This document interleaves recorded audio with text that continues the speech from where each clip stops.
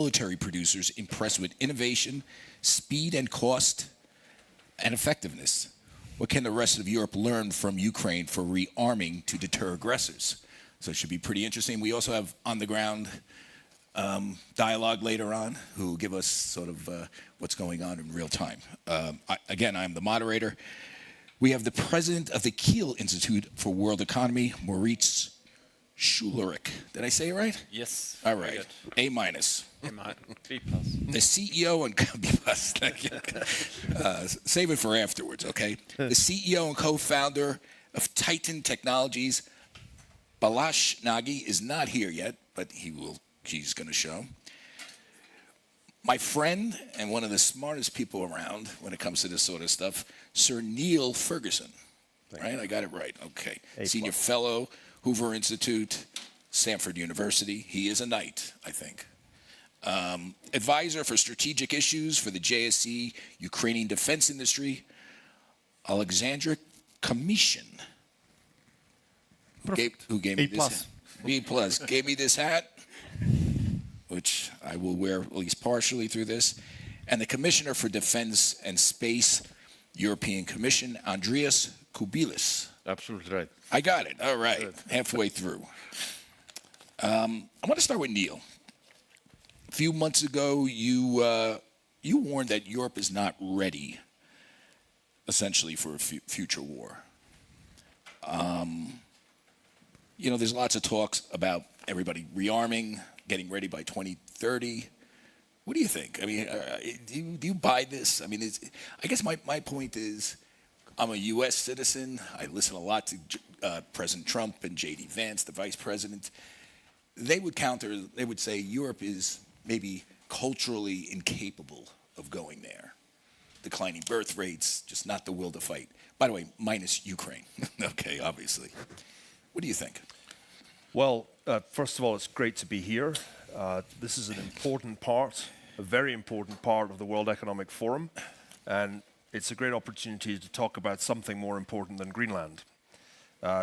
Charlie, I don't think Europe is even ready for the war of the past, because the extent of European disarmament since the end of the Cold War has been such that some European countries are probably at a lower level of rearmament, of defense capability than they have been since the 16th century.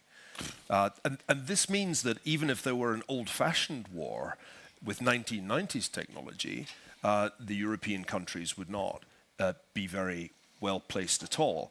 They're entirely unready for the war of the future, which we already see being fought in Ukraine by Ukraine's heroic defenders against the Russian invaders. And that war is radically different from any war that we have seen before. I hardly need to tell about half this audience, but I don't think people in the European Union really understand, unless they have been to Ukraine. And of course, a shockingly small proportion of people have been to see this new war.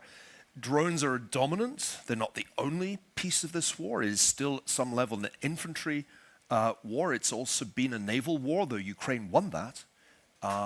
This war involves an entirely new kind of technology, and it's evolving, as we'll hear, I'm sure, very rapidly. It's in many ways, drone warfare is moving as rapidly as AI in terms of innovation. And if you look at the Europeans, what they've effectively done in supporting Ukraine has been to give a lot of their armaments to Ukraine. Denmark is much in the news. Denmark basically has no weapons. It has given nearly all of its weaponry to Ukraine. That's noble, but it's dumb if you don't replace the weaponry that you've donated with new and more modern weaponry. I'll say one more thing.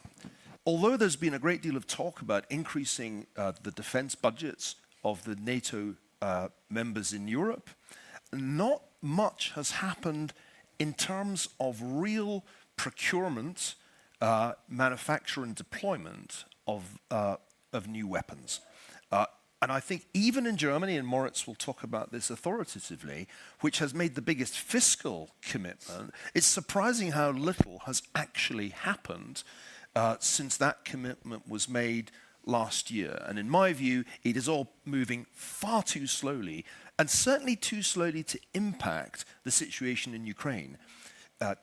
Right now, there is not a lot to deter President Putin from planning ahead for a victory in Ukraine and then an attack on a NATO state, perhaps one of the Baltic states. The thing that is really concerning to me is Europe's failure to build its deterrent capability.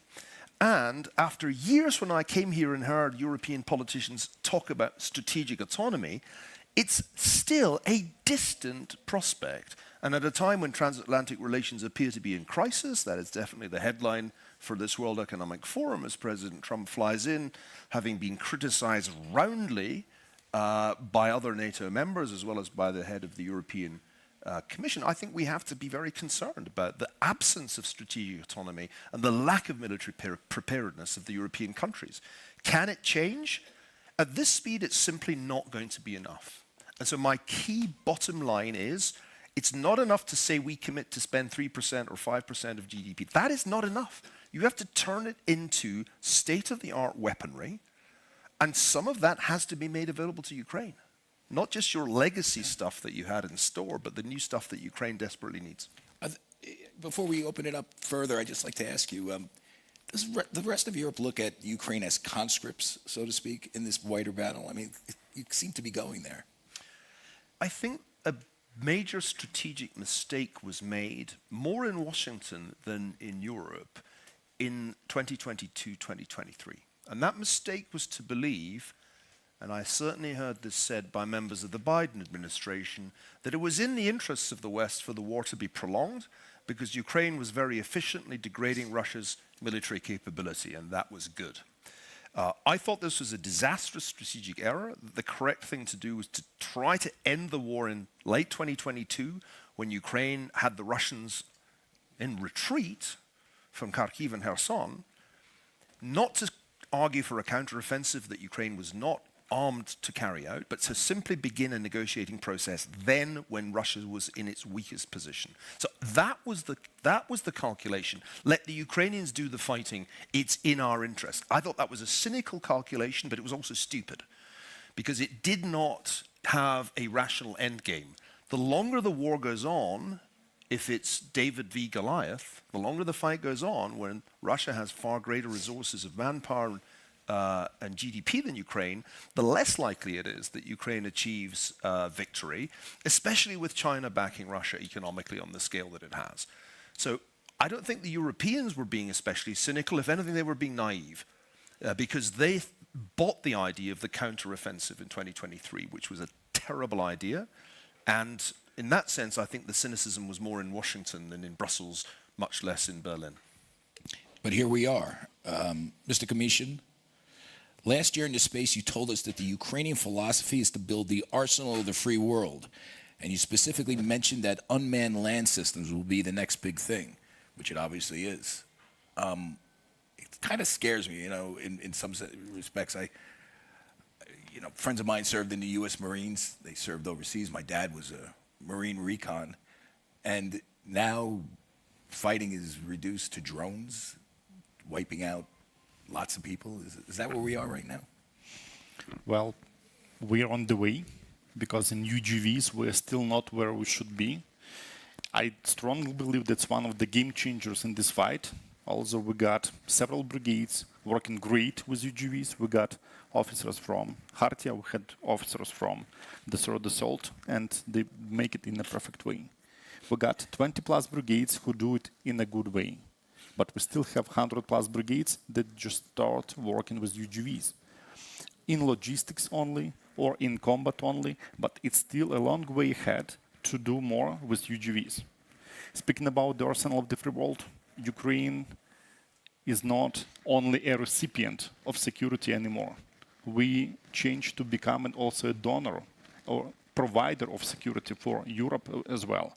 Because 2 years ago, in the same panel, here in Davos, in this room, exactly in this room, I announced the first time we strike St. Petersburg with a long-range deep-strike drone designed and produced in Ukraine. Charlie, how many drones like that you started producing in US? How do you think? Just name me. 0? Close to yes. How many drones like that we started producing in Europe? Same. More. Same. Okay. So we will bring capabilities we tested in Ukraine and designed in Ukraine and started producing in Ukraine, and we will start producing them together with European countries in Europe. Commissioner Kubilov has seen a number of factories in Ukraine. He's seen almost all factories, I believe, in Europe. And he can prove that the capabilities we learned how to produce in Ukraine are needed in Europe. If it wasn't for drones, would this war be over? If you guys were not manned with that? This war would be over when Russians get out. Whether we take it by drones or diplomacy, but Russians should get out. But did it equal the numerical advantage that they have? At this point, we are kind of in equilibrium with Russians in terms of quantity, in terms of quality as well. And the point is how we proceed and how they proceed. They proved they're good in scaling up, even better.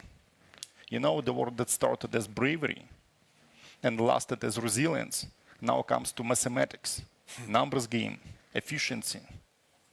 And we have to prove we're better in that as well. Mr. Kubilius, can you explain the SAFE program, the EU arms, someone called it here, loans for arms scheme. I don't think it's quite a scheme, but explain it, and what role will Ukraine play in rearming Europe? Because I get the impression this is one of the pillars of that, correct? Well, first of all, definitely Ukraine is playing strategic role in defending Europe, and giving us time to rebuild our defense capabilities, which I agree, since Cold War for time being very limited. We're doing a lot. We're investing. Well, things are not coming maybe so rapidly as we would like to see, but things are coming, and we're learning a lot from Ukraine. That's again very important, and we need to learn much more, and learn not only how to produce. What about my impression? What Alexander said, from visiting all those factories in Kiev and drone operators in the same building. I understood that to learn how to produce drone is one thing. We have also engineers, but to learn how to have all that ecosystem around, when producers of drones, operators, innovators, digital statistics, everything is here, and innovation is coming not through months or even through weeks or days. That is for us is crucial. Now, really, we are supporting Ukraine with not only giving weapons which we have, sometimes old-fashioned weapons. Ukrainians are very good in using all of them, but also we are trying to finance Ukrainian defense industry. We are doing that through different financial instruments. One of them is safe loans, which is both for Europeans but also for Ukrainians. But now we are coming through to specifically targeted to Ukraine instruments. This is Ukrainian loan, 90 billion in total, 60 billion for defense, and we are ready really to work together. As I know, really, your experts now are in Brussels, and working with our services in order to look, very precisely what to finance. So we are doing. We can say quite a lot if you compare what Europe was doing before. Europe was doing nothing almost in defense. Now Europe is doing quite a lot. Europe is doing quite a lot in support of Ukraine. But again, I'm always putting that into some kind of comparison. If to look, during at least statistics, which is, you have much better, in Kiel Institute, and we are always updating our. So at least I remember those numbers from 3 years anniversary of the war. European Union assistance to defense was 60 billion during 3 years of the war. Very similar American assistance. And then when you are looking, it's very easy to recalculate that. It means that during 1 year we were giving 20 billion euros of financial support to defense of Ukraine. What does it mean, 20 billion? It means 0.1% of our GDP. For US, it's even less, When US was giving, that financial assistance. So from one side, we're saying, yes, we need to invest into our defense 3.5%. which we're trying to achieve till 2035. Okay, it's maybe too slow, you know, and things like that. We need to see how we can bring those resources maybe earlier. But 3.5% for our defense and 0.1% for Ukrainian defense. When we are saying that Ukraine is defending us. So for me, this logic is, how to say, absent here, logic. So I will not go into safe loans are, you know, really under final stage of implementation. It's 150 billion euros, a really big package. Somebody even in the United States said that this is the biggest package of investment into defense which is coming at the moment. All 19 member states asked for that loan. It was oversubscription. There was big interest. Loans are supported by EU budget, so it means they are quite cheap, nice and attractive. And the money will reach member states which ask those loans somewhere in March. So this is, again, speed is unbelievable for you. It's less than 1 year from the beginning.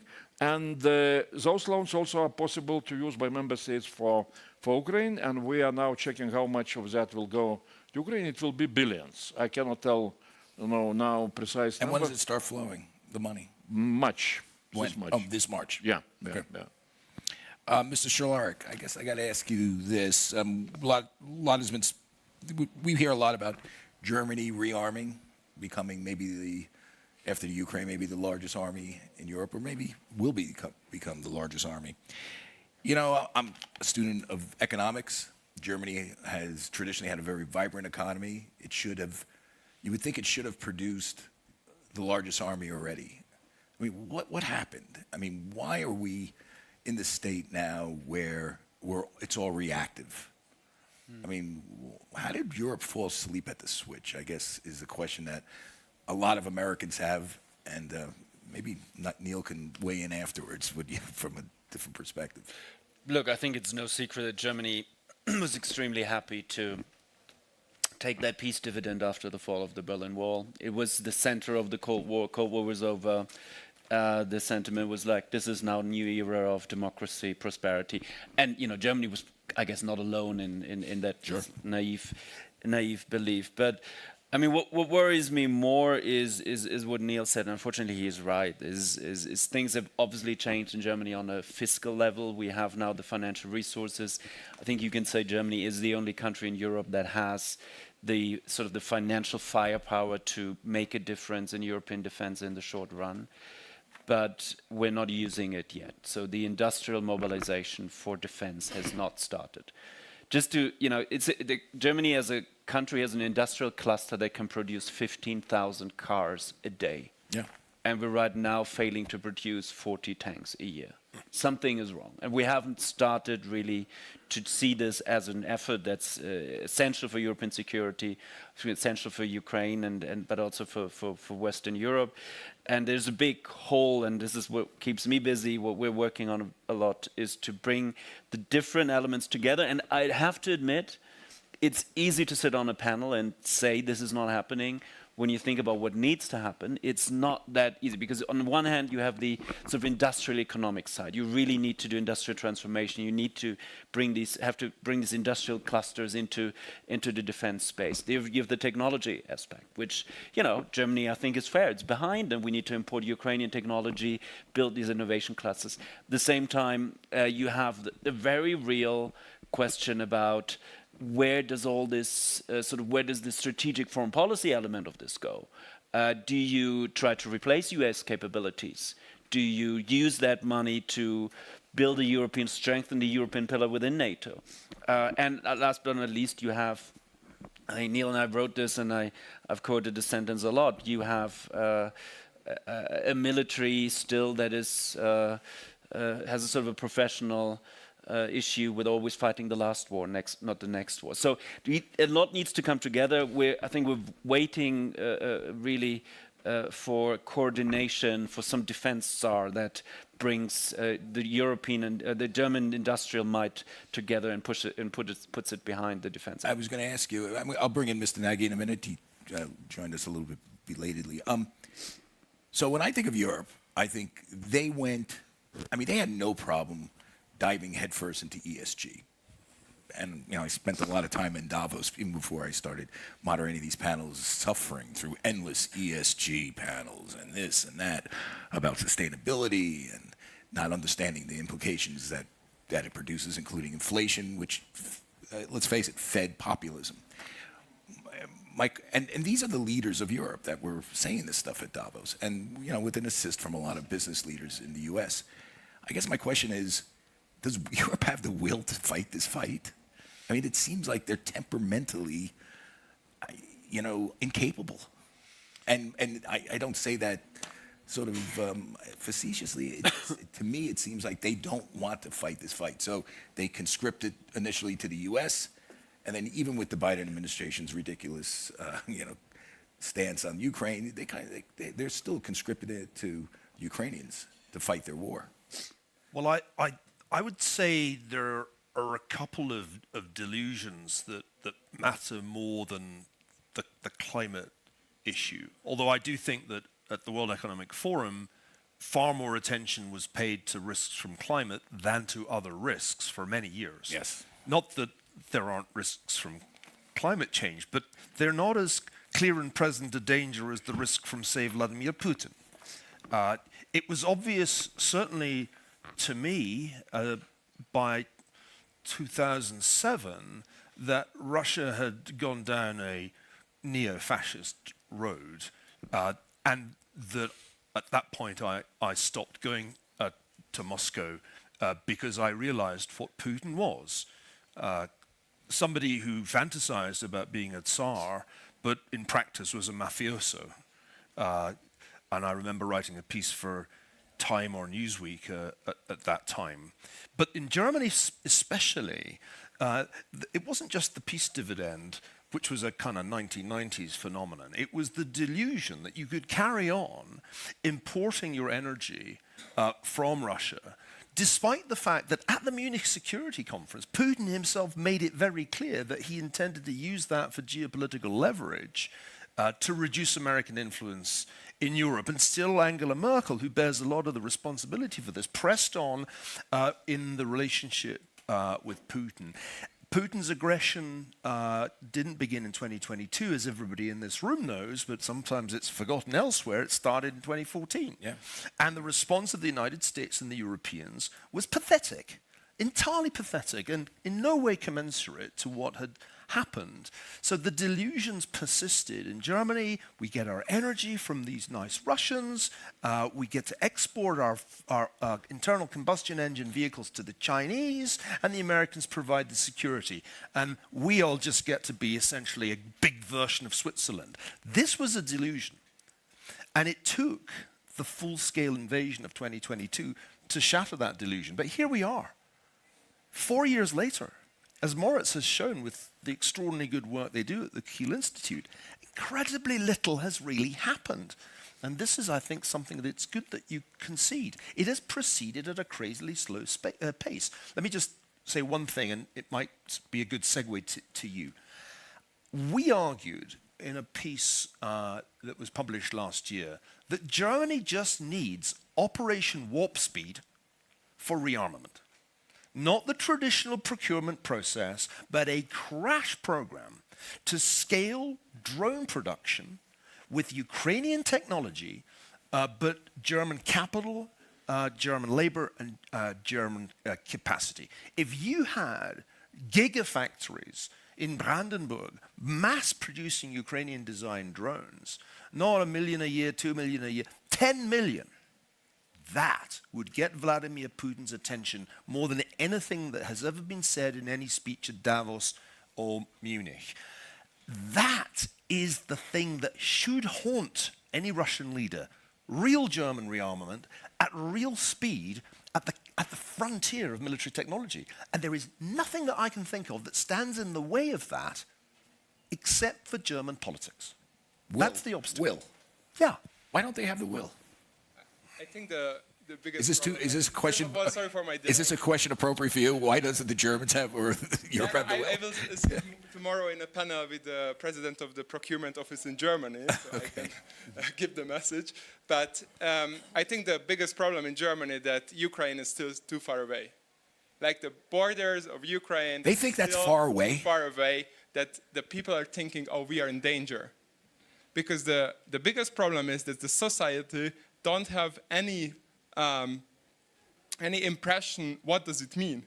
This is like for our, like to bring our employees from Germany to Ukraine, it was for us a huge challenge, of course. They are right now working in the bunkers, and I think it's something very special.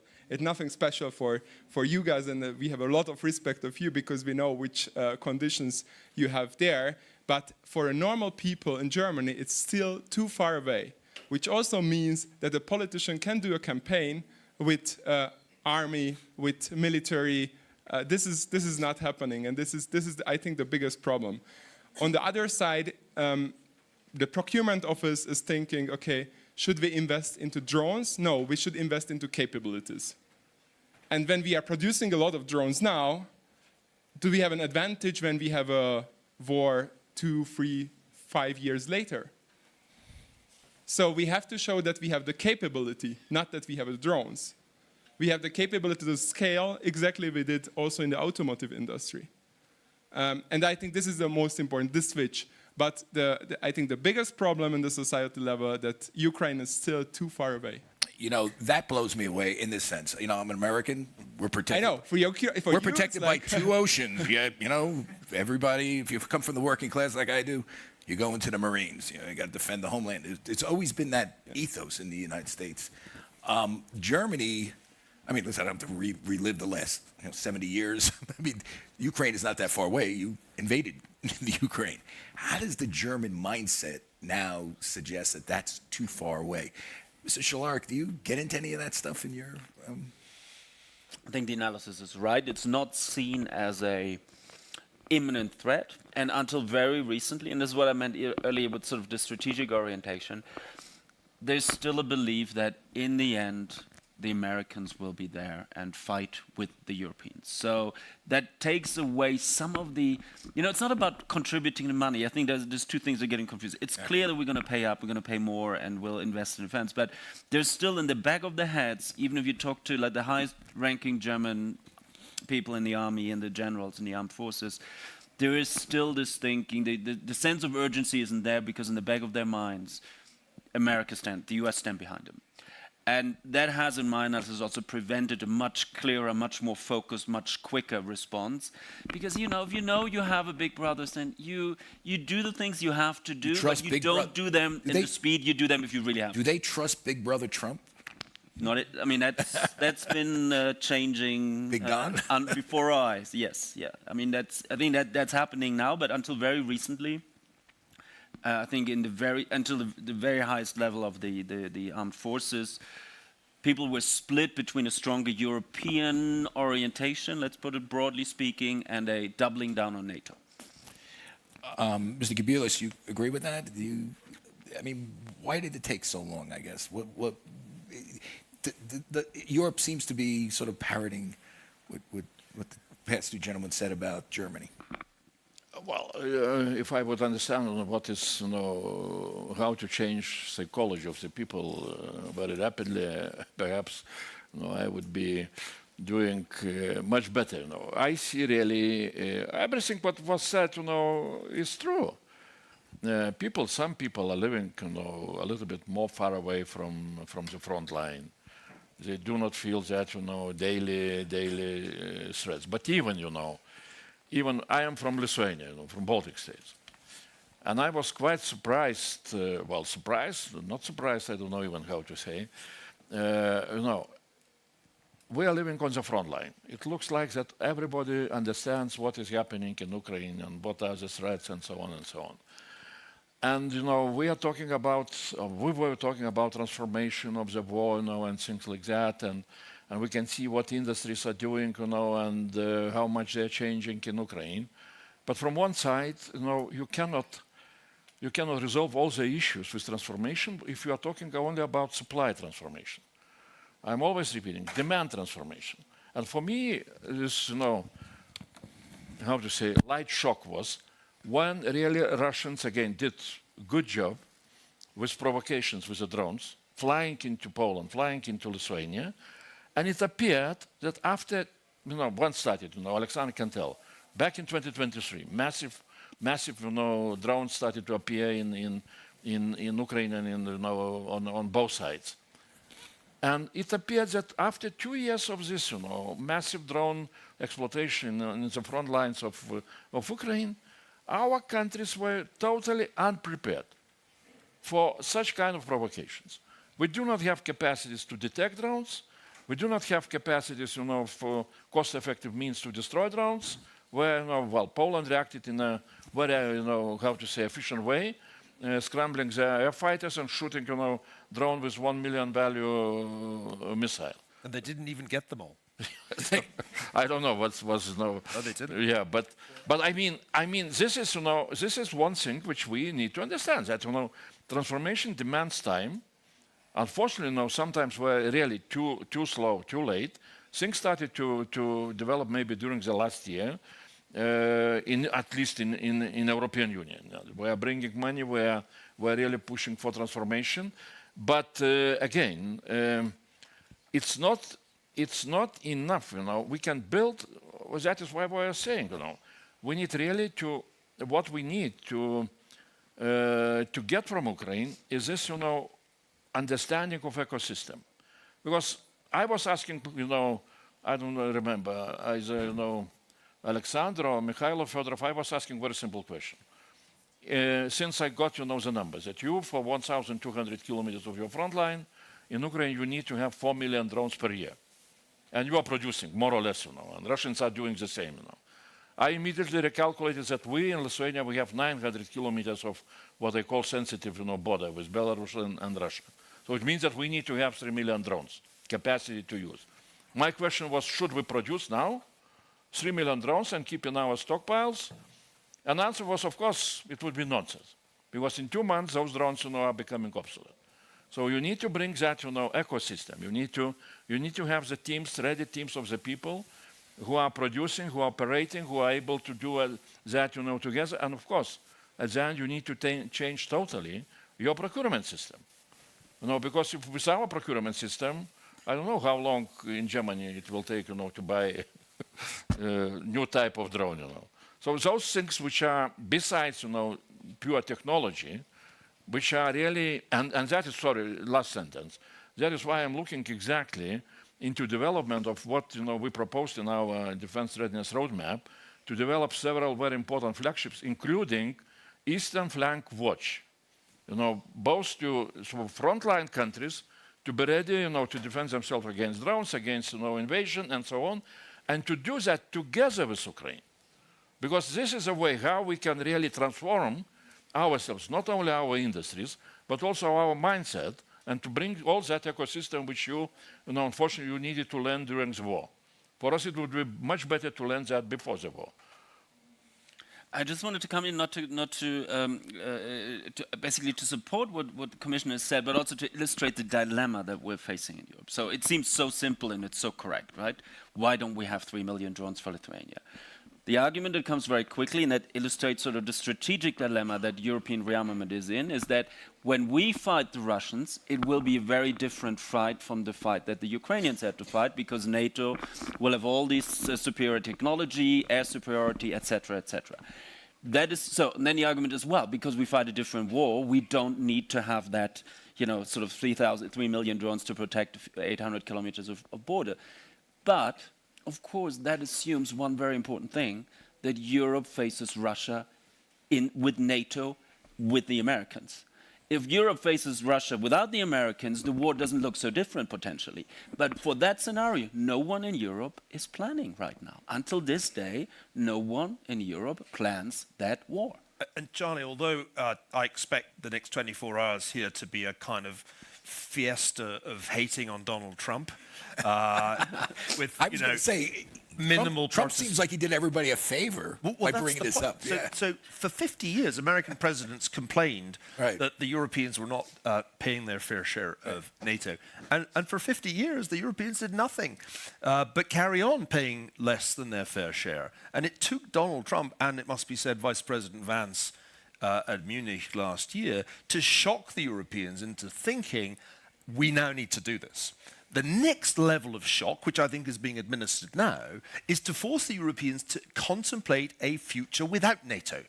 And I think that is a very necessary scenario for Europeans to plan for. I don't believe in Father Christmas, and nor should you. It's nice that children believe, but we're not children. I no longer believe that the transatlantic alliance is an eternal thing that will continue to the next generation and beyond. No serious organization would plan on that basis. And it is time that the European states stopped believing not in Father Christmas, but in the man that Mark Rutte called Daddy. Remember, Daddy? They folded on trade, they folded on this issue, but they still can't quite accept that this might be the final phase of the transatlantic era.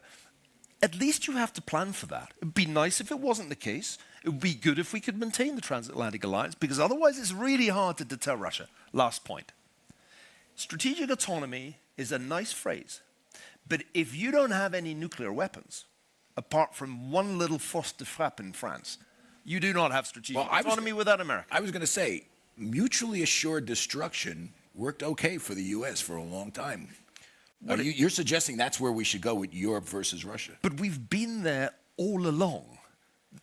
It has never stopped with the U.S. With the U.S. being we ended the Cold War on the following basis: that the Russians kept their nuclear arsenal. Ukraine didn't get any of it, nor did Kazakhstan. Russia kept its nuclear arsenal, and therefore implicitly nuclear deterrence continued beyond the Cold War, beyond even the Soviet Union's existence. And one reason why the Europeans were so feeble in countering Russia's aggression after 2022 was they were scared of nuclear threats that the Russians routinely made. That was part of the role that Mr. Alcoholic Medvedev had to play. They would wheel him out, give him a couple of glasses of vodka and say, do the nuclear thing.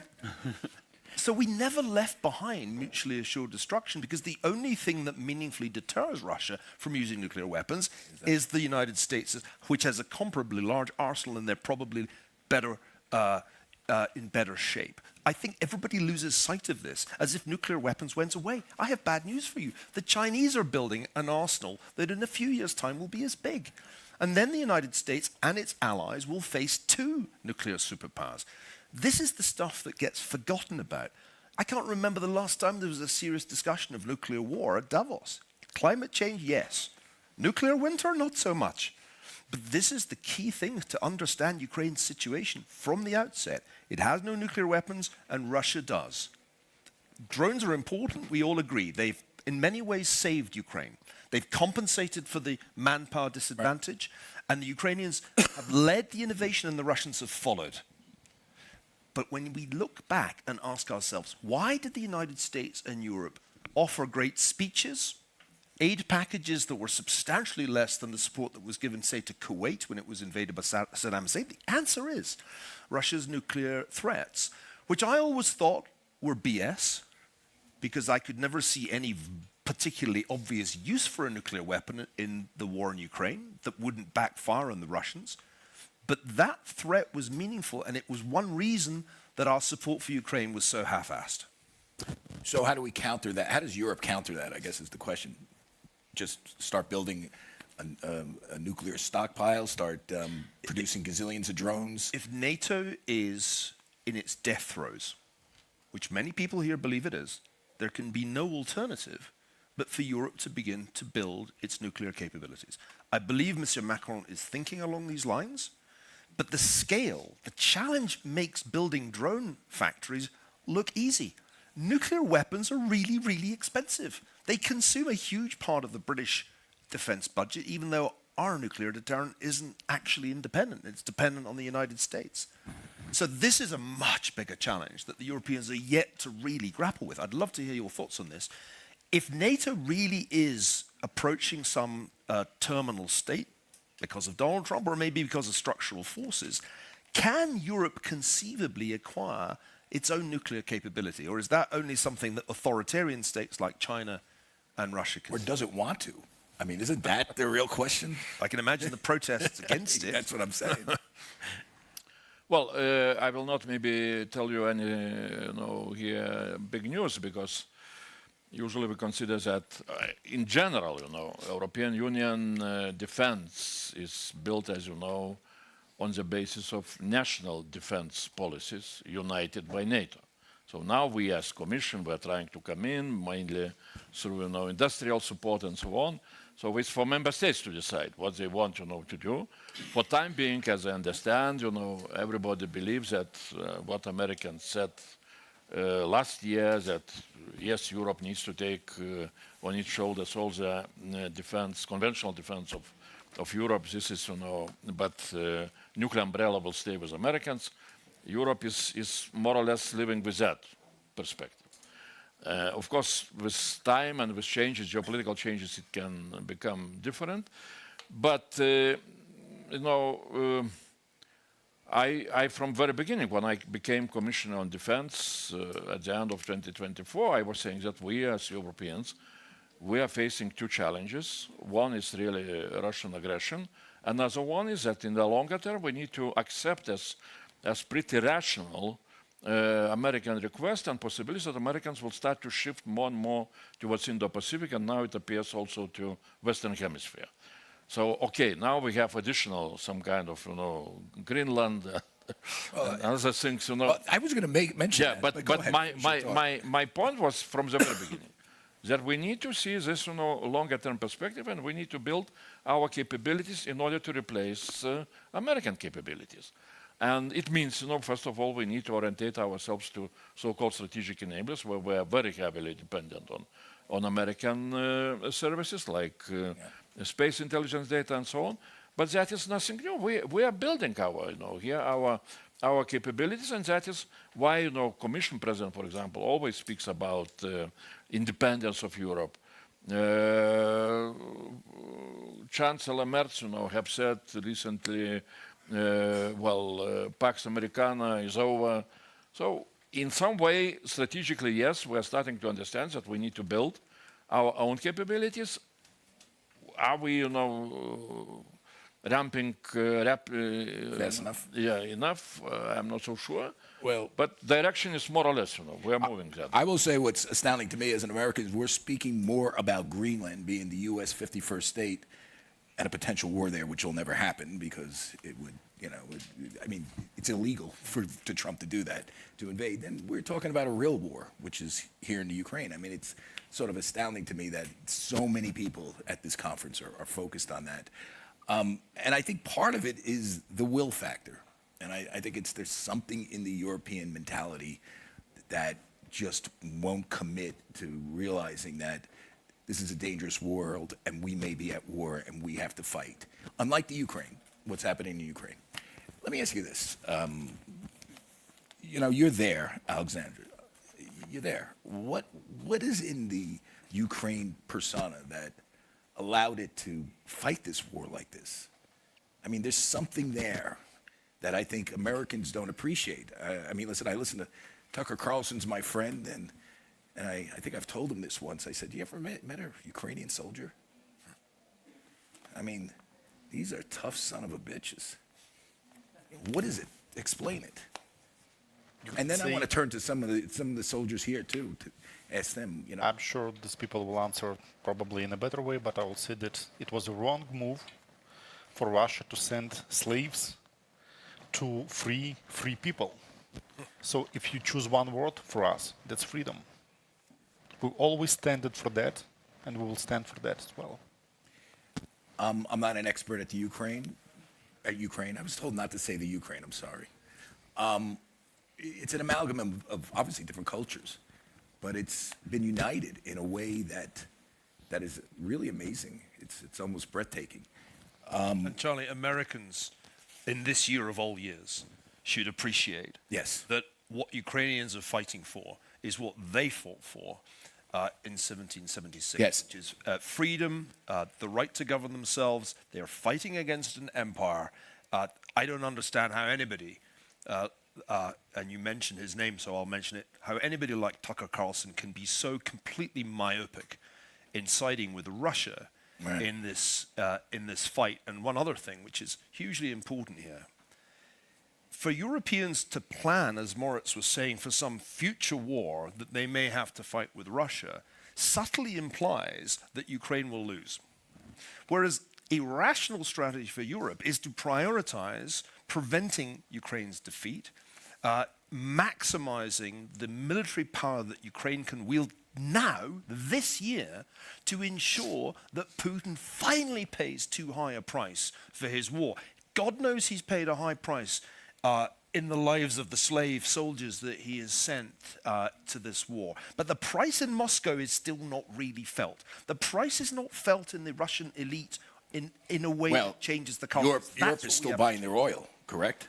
Europe continues to trade with Russia on a massive scale. The oil is only part of it. If you look at the exports from Europe that go via the stands to Russia, it makes a mockery of the entire notion of an economic war against Russia. But I think that the myopia here extends beyond.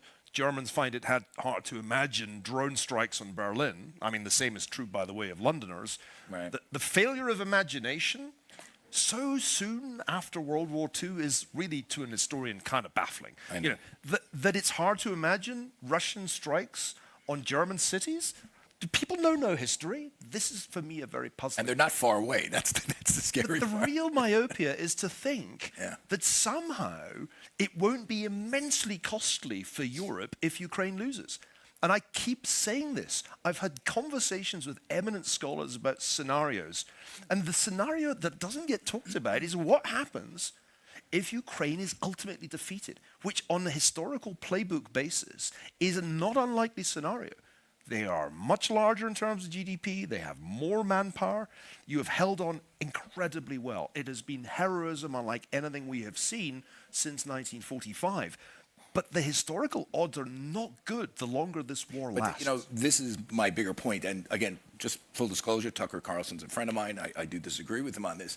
But at least in his case, in that isolationist American case, we have two oceans dividing us from the rest of this stuff. We do have problems, a lot of problems in the U.S., but we are removed. Hypersonic missiles don't care about I know, but they're not that close. I mean, it's really a small. We're not going to get a drone hit us. But this is what baffles me about Europe. You're right there, and it seems to be this sort of dichotomy between the lack of will between Europe writ large and the Ukrainians. And that's what I'd like to ask you guys. What drives you every day in the morning? Probably I can answer. Mr. Filatov, right? Did I pronounce your name right? Yeah, absolutely right. I'm head of unmanned system of South Army Corps. And I have bad news for NATO and for Europe. Actually, if you hear Putin quite well, what he said, he is in fight with NATO. He is not in fight with Ukraine. And he doesn't need additional kilometers of our soil. No. The most common, what is written on Russian tanks is not to Kyiv, it's to Berlin.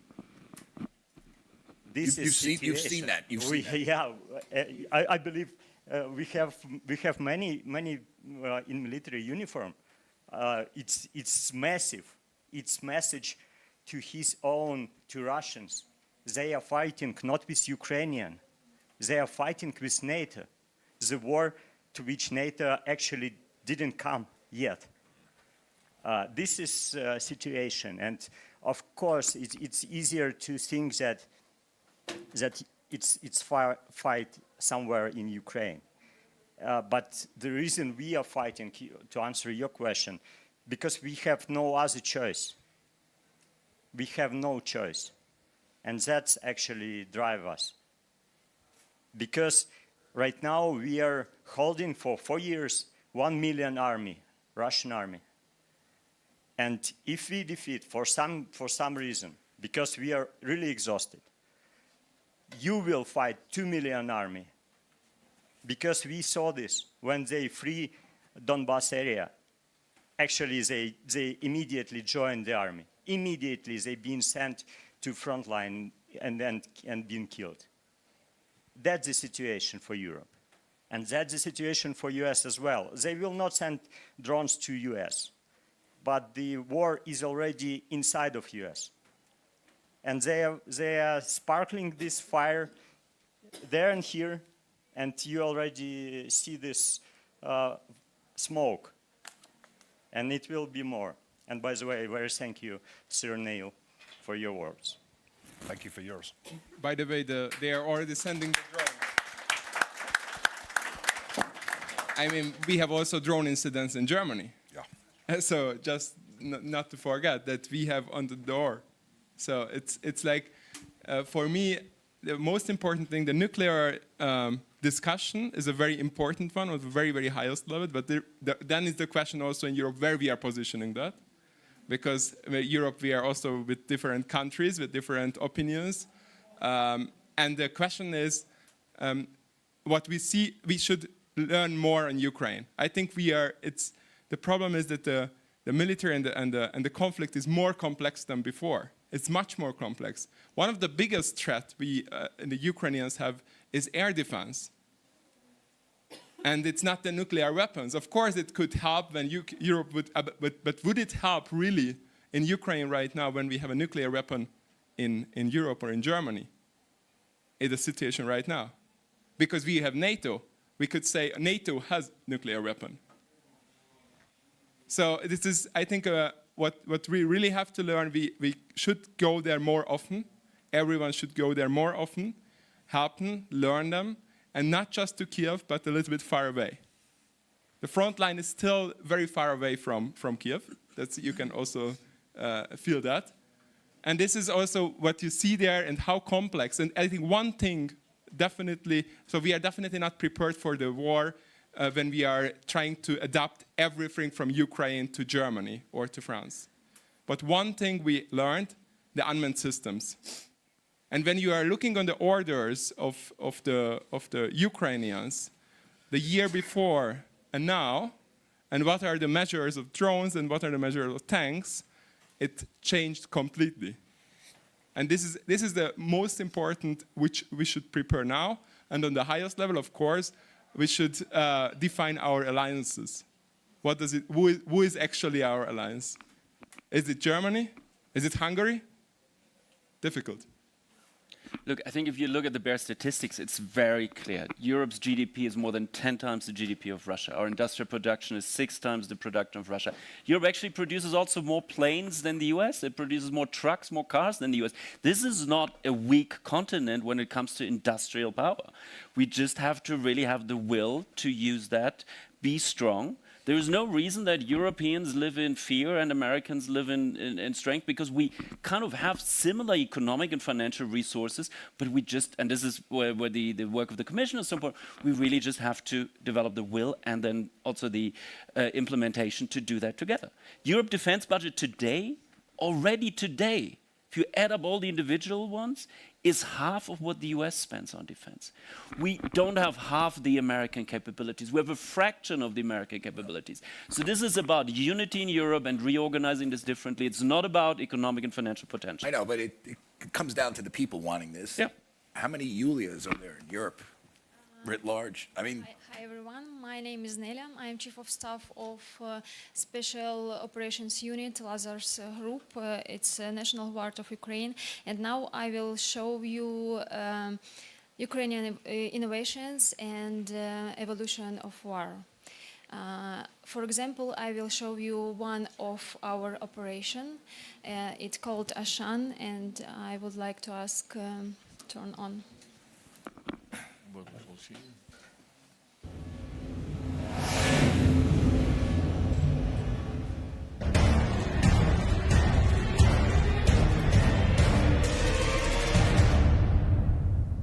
So now you can see how the drone that cost $20,000 can destroy enemy tank that cost around $3 million, or for example can destroy a Tor missile system that cost $30 million.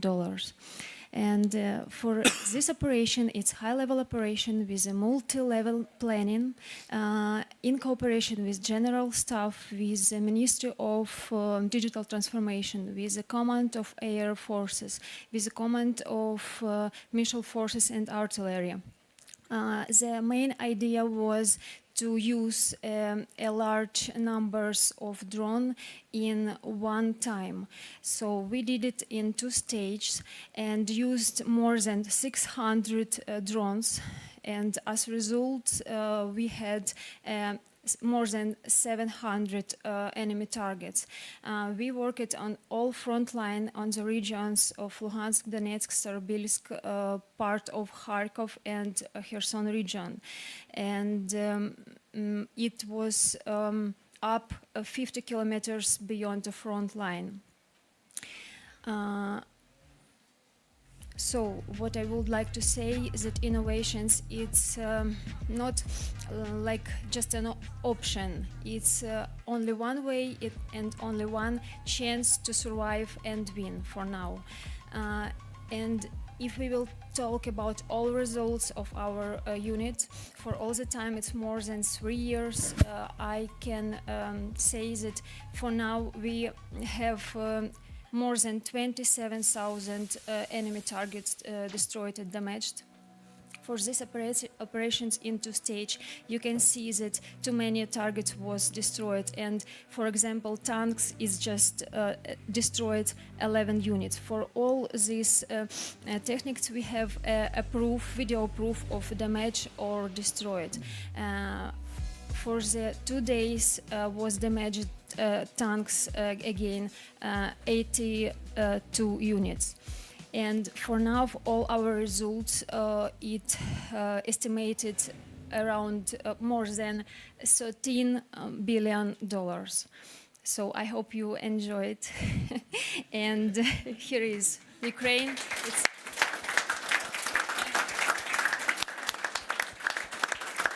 And this video we showing first time here in Davos. So thank you for your attention. And our innovations today may protect Europe tomorrow. Thank you very much. Who doesn't enjoy getting rid of the bad guys? Sorry to say that. Let's close this up. We only have a few minutes. Closing remark. Anybody want to weigh in? Can I mention another video? Yeah, sure. Downstairs, if you haven't seen it, Bjorn and his team have put together a fantastic AI-generated drone strike on Davos. I want that to be on social media. Today, I'll be doing what I can. And I think everybody should retweet that. This is a very, very powerful image. What we've been talking about, a failure of imagination. It is not hard to imagine drone strikes against West European cities. It's time that West Europeans did that imagining, and I think this video does a great job of helping them do that. I agree. I think also maybe on your cap, so we shouldn't make the mistake here in Europe and also in the Western countries that we think that Russians think in the same way as we are thinking. While we are optimizing our regulations, they don't have any regulation, any ethics at all. There is like life of the people and value of the life is so low, and we should protect our values here, and we shouldn't think that they are thinking in the same way as we are thinking. And one more thing is that in Ukraine, they are losing and producing more drones in 1 month than Europe is producing in 1 year. So this is something we really should. I just wonder how much those comments, how much of that resonated inside down the block at that little confab down there. I just wonder if these comments should be there, because they've obviously lost the narrative at the World Economic Forum. Exactly. Look, I think my quick take would be that the current strategy, if you look at Germany, but also many other European countries, is we do just the same as before, just with more money, and that strategy has failed. We need clear political leadership, we need coordination, and we need a roadmap where we want to go. And that roadmap, until now, year 4 into the war in Ukraine and this big change, or the recent, like the hot war, has not, so far 4 years into that, we still don't have that that map. We don't know where we want to go, and that has to change. And obviously, it gets complicated the moment you say, is this going to be within the EU 27? Probably not. Is some of it going to be without? It probably includes Britain. But there has to be, like, this is the year, I hope, really, for a big push in that direction. I hope you're right. Downstairs you can find an artwork which says change or die. That's a challenge we have in Ukraine daily, literally. Looks like it's a high time for Europe to face the same challenge. I suspect you agree. Amen. Amen. Europe has to change or die. And, you know, as you say, Moritz, we're coming up to the 5th anniversary, and it's astonishing how little has changed. I can only urge everybody who comes to events like this, including people who are seeing this online, spread this message. This is existential, not just for Ukraine. I think it's existential for Europe. And if we can only get this into people's heads in the 5th year of the war, then maybe there will not be a 6th year. Yeah, I agree with that, you know, motto, very clear language, you know, change or die. And I agree absolutely that, you know, we need to see how much we need to change in Europe when we're talking about defense. Yes, we had, you know, for last 70 years, NATO, we adopted that Americans are taking care. We have for 70 years, you know, that defense is national sovereignty. So we have 27, you know, armies, 27 budgets, 27 defense policies. In some way, you know, coordinated by NATO, but perhaps not sufficient. And I'm always asking a very simple question where everybody knows the answer, you know. And my question sounds like that. Would American, you know, military force would be strong if they would have 50, you know, armies, 50 defense policies and 50 budgets on the state level? If we have very clear answers of why we are not moving, you know, in Europe. So that's the major question. We need to move. And I will say one thing about the isolationist right, which I know a lot of the players, they would have less of a voice, and which I am not, just so you know, full disclosure, but they would have less of a voice if Europe did step up to the plate. Because if you want to address Tucker Carlson head on, because part of his whole theory is, why should we step up if they don't step up? I mean, that's the underlying message. And Ukraine has taught the Europeans how to step up. And I just hope they follow that lead. You know, as an outside observer, I hope they follow that lead sooner rather than later. Amen. Okay? And that's it for today. Thank you, guys. Okay. Good luck in speeding things up.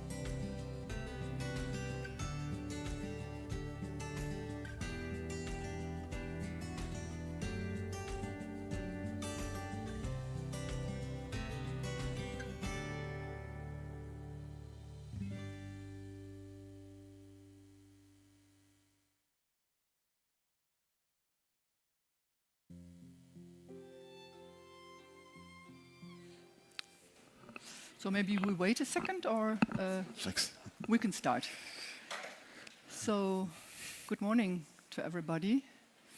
Welcome. No, not good morning. It's already lunchtime. Welcome to this session. We're going to have a talk with Commissioner Dombrovskis, who is responsible for financial support and reform also in Ukraine. And you're in this function already for 10 years, right? For 11 years. 11 years already. Working on the financial support for Ukraine since 2014, because it was after Russia's invasion in Crimea and starting the conflict in Donbas.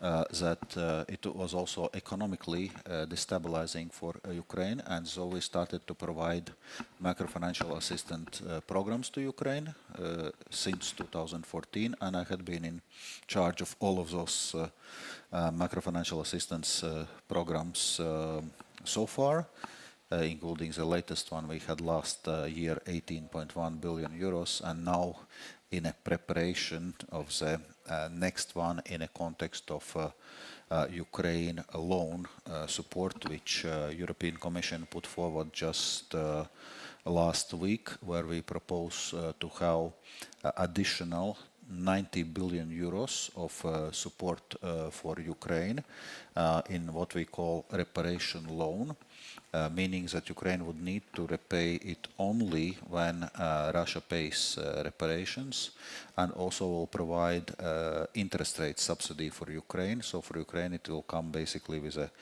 grant-like feature. So yes, for more than a decade working on financial support, and also obviously linked with a reform support to Ukraine. Yeah, before we get deeper in this financial issues, I would like to take the opportunity, as you as well, you're following the issues, the war in Ukraine since so many years, to think about the people in Kiev, the pictures we see from there. It's even colder than here in Davos. The people even in the east, minus 10 degrees without heating.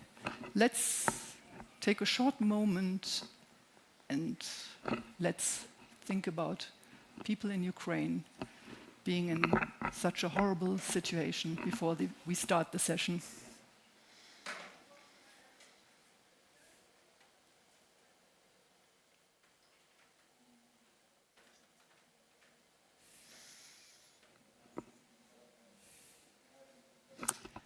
Yeah, as I mentioned, you are deeply connected to Ukraine after 10 years working in this sector. How do you see personally the situation today when you look at the country? Well, as we see, situation is very complicated. We are in the middle of harsh winter. Russia is relentlessly bombing, destroying the energy infrastructure, so there's no heating, no warm water, no electricity, and this requires urgent support, both in terms of the basic energy infrastructure, and obviously it's an indication that it requires also more military support, notably in terms of air defenses, because Russia has clearly stepped up their attacks, and so somehow they feel emboldened to do so.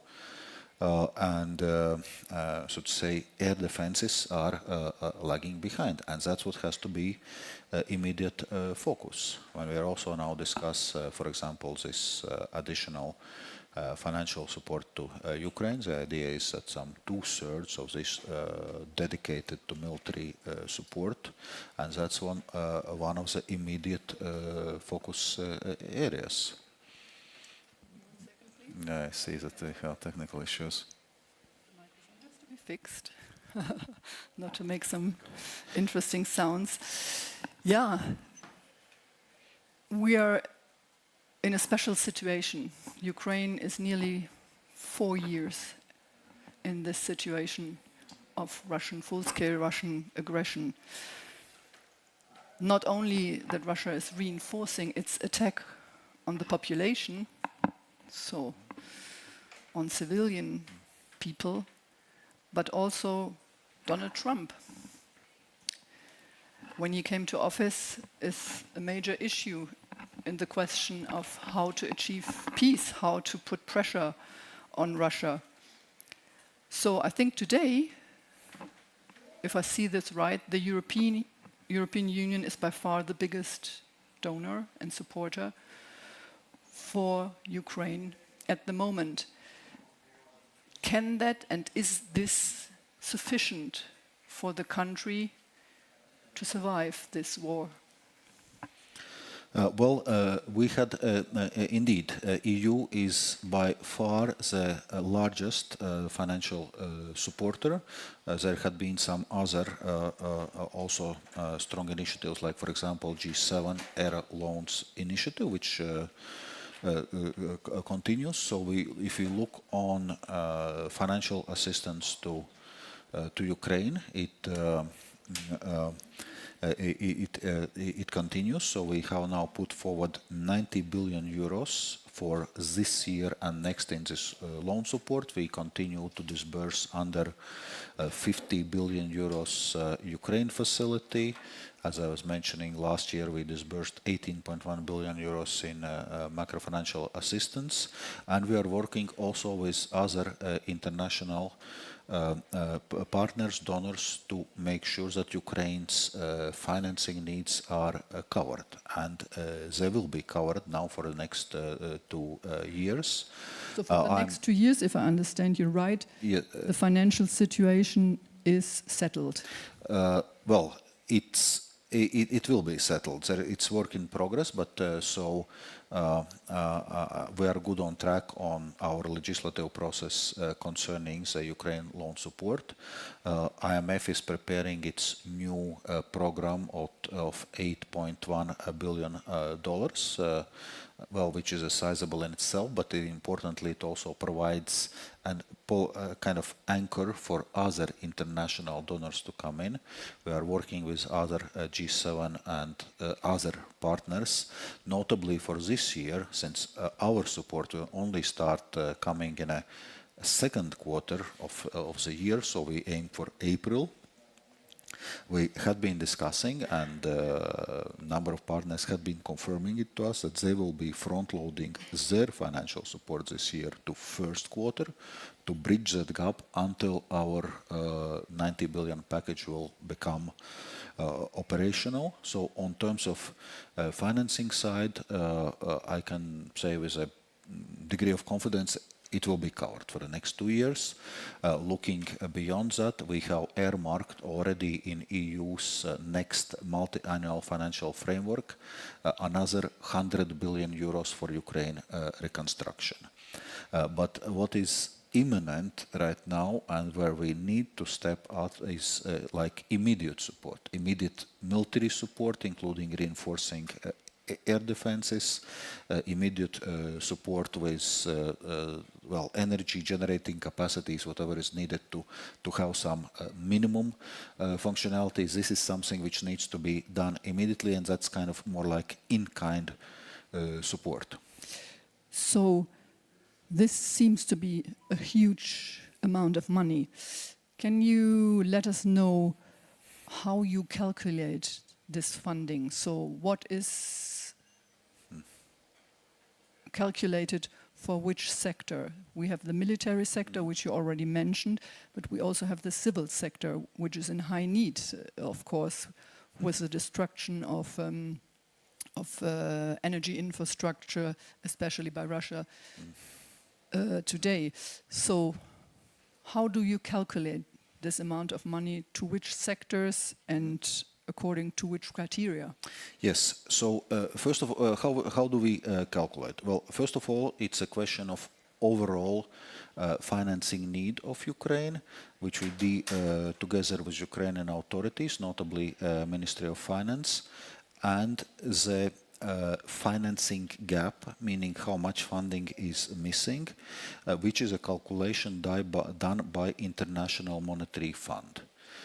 Based on this, then international donors have to commit the amounts. The amounts we are committing, this 90 billion euros package, covers 2/3 of this financing gap. And as I said, we are working with other partners, international financial institutions, G7 countries, other countries which are providing support. IMF is also included, or? Yes, with international financial institutions, I met probably first and foremost IMF. As I was saying, they are preparing right now $8.1 billion program, which will be in a board next month.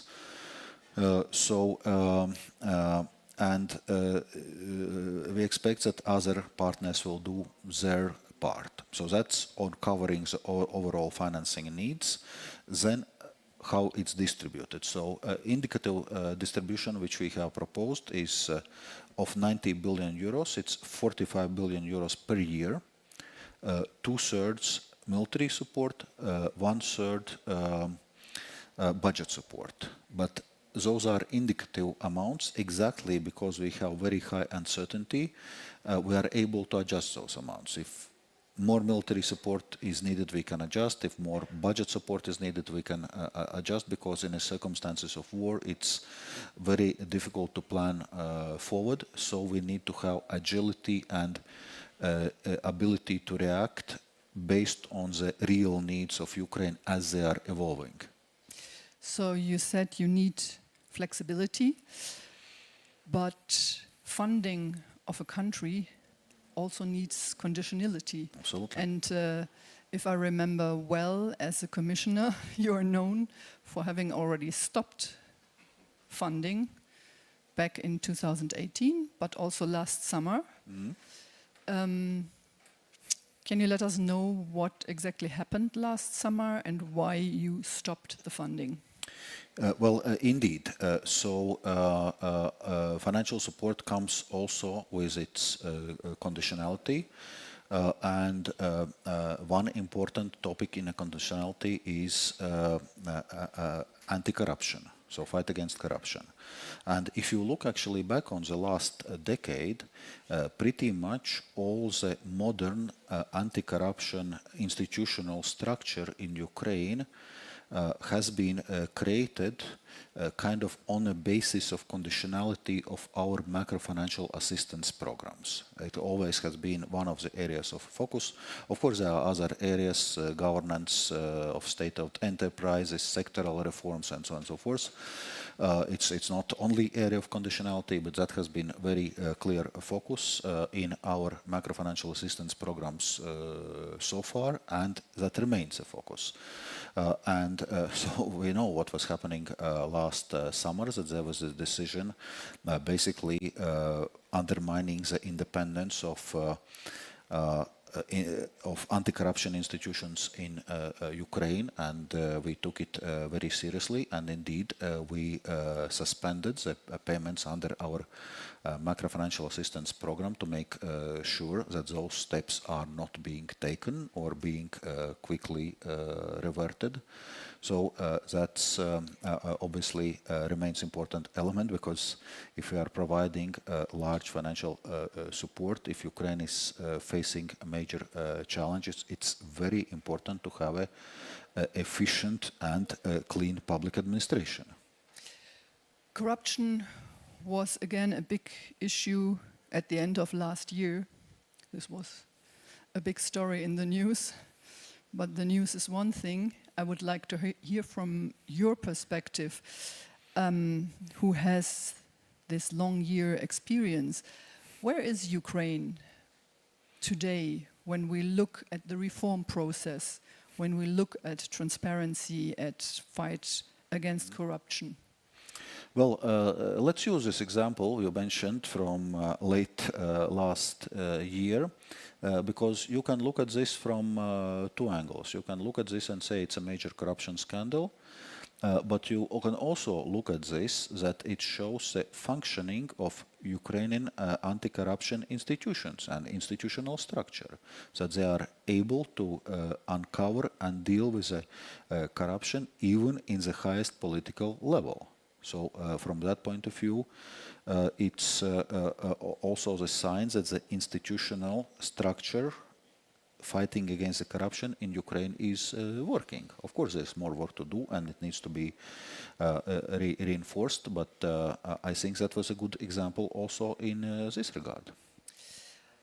Let's take a perspective onto the situation in Russia quickly, because this is also part of European politics and implementing instruments on a financial sector.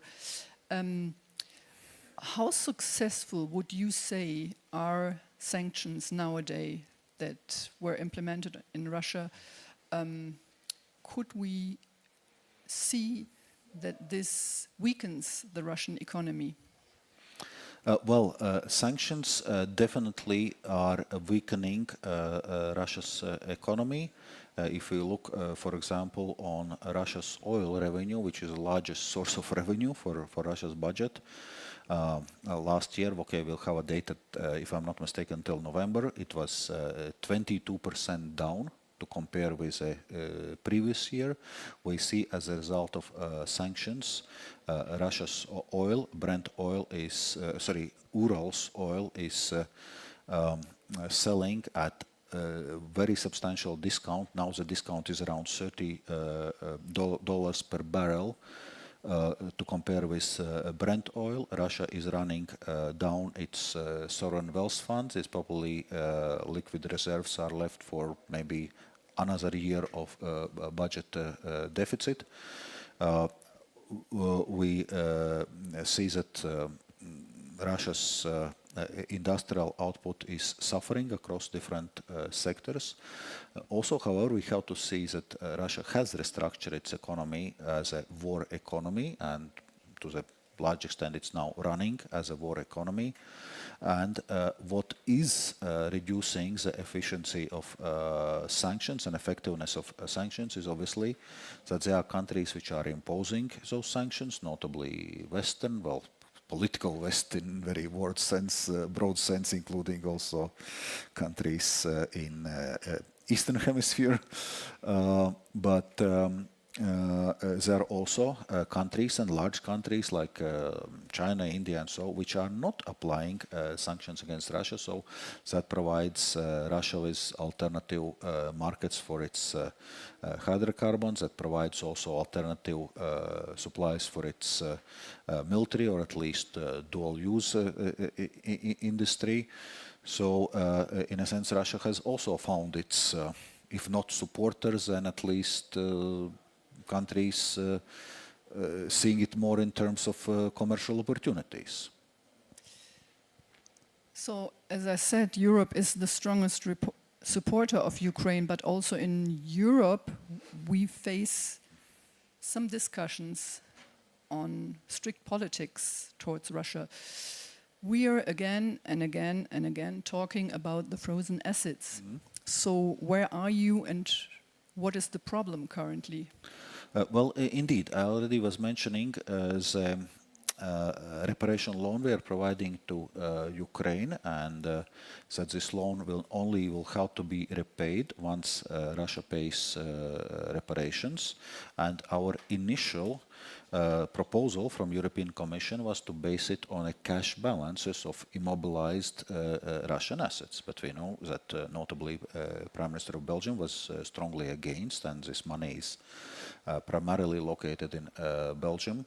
So now we are financing it through joint borrowing. But at the same time, in parallel to this, we have made immobilization of Russian assets more permanent. So we are now not dependent on rolling over this immobilization every half a year as before, but now it's immobilized until further decision. And again, we made this link that we would only would, so to say, allow return of those Russian assets after Russia has paid reparations to Ukraine for damages it created. And also in our proposal for Ukraine loan support, we foresee that the European Union is retaining the right to use those Russia's cash balances for repaying this loan if Russia is not paying reparations. And in between, since now those cash balances remain in place, we will continue to use windfall profits those cash balances generate to support Ukraine. Okay. If we look back in 2014, it all started with the Euromaidan. So the majority of Ukrainian people wanted to join the European Union. So when I'm in the country, I'm always impressed as a European, seeing that in Germany there's so much skepticism. We are having so many discussions. Europe seems to be weak, ununited. But in Ukraine, I always see a lot of euphoria. So they seem, the Ukrainian population, the European Union as their future. So from your perspective as a commissioner, a European Union with Ukraine, how does that look like? What will and can the country contribute to Europe? As regards Ukraine joining the EU, well, in recent years we have made major progress in giving Ukraine candidate country status, starting accession negotiations, and it obviously provides a very important policy anchor for all the reform agenda and kind of a clear European perspective for Ukraine, where it is seeing itself in medium and long term. In terms of what Europe is gaining from Ukraine accession, well, I would say in current geopolitical situation, it's a major geopolitical gain having a strong player like Ukraine, also in area of security, being part of European Union, and Ukraine's economy also have lots of potential to contribute to overall EU's economic growth. So from that point of view, we can see as it's as a win-win scenario. There is sometimes talk on EU absorption capacity. Can EU absorb a large country like Ukraine? For me, it's always somewhat exaggerated, this argument, because if you remember 2004 enlargement, 10 member states were accepted, including Poland, which in terms of size of population and economy is comparable with Ukraine. And at the end of the day, this enlargement round has proved successful. Obviously, there will be difficult questions we'll have to deal, specifically on Ukraine, the agricultural sector, what competition it will bring in the EU. We already saw it recently with our autonomous trade measures some years ago, and discussions, difficulties it created with farmers, notably in Poland, but also in some other member states. So. And more generally, there will be discussions, because right now, indeed, this question of enlargement is firmly back on agenda. We are talking Ukraine, we are talking Moldova, we are talking Western Balkans. So the question will be how the European Union function as a union of more than 30 countries. Right now we are 27, and often we are having problems with vetoes of individual member states, and we know Hungary is some kind of vetoes champion right now. So there will be questions also on effective functioning of the enlarged European Union. everybody today expecting Donald Trump's speech, probably you as well. So can you give us your perspective? What do you think will happen today? I mean, what will happen with the question of Greenland? What will happen? We are seeing now a confrontation between ex-partners, the Americans, the Europeans, and what in effect will all this mean for Ukraine? Well, indeed, that's a very difficult question, because right now, when we are at a critical time, democratic countries should be working together against authoritarian regimes which are trying to assert themselves, not least with Russia's war in Ukraine, but we see it also in other countries and regions. And instead, President Trump is creating a new geopolitical tensions with his claims on Greenland and threats of tariffs if he is not getting Greenland. That's obviously a major distraction. Well, from the EU side, we had been very clear that we stand with Denmark and Greenland in full solidarity, and threatening territorial integrity of EU member states is not acceptable, and so this tariff threat is not acceptable. We are ready for constructive engagement and finding constructive solutions, but that requires constructive engagement from both sides. So obviously we're listening, we're waiting what President Trump will have to say on this specific topic. And actually tomorrow European leaders are meeting in extraordinary summit to discuss exactly those issues. But all in all, as I said, it's a major distraction. We should not be creating disputes among NATO members. We should be discussing together how we support Ukraine right now, how we achieve just and lasting peace in Ukraine. Because if President Trump wants to address Russia's threat in Arctic, I don't think there is a major disputes from also Denmark's and Greenland side, and their authorities have confirmed it on, say, a stronger US military presence and so.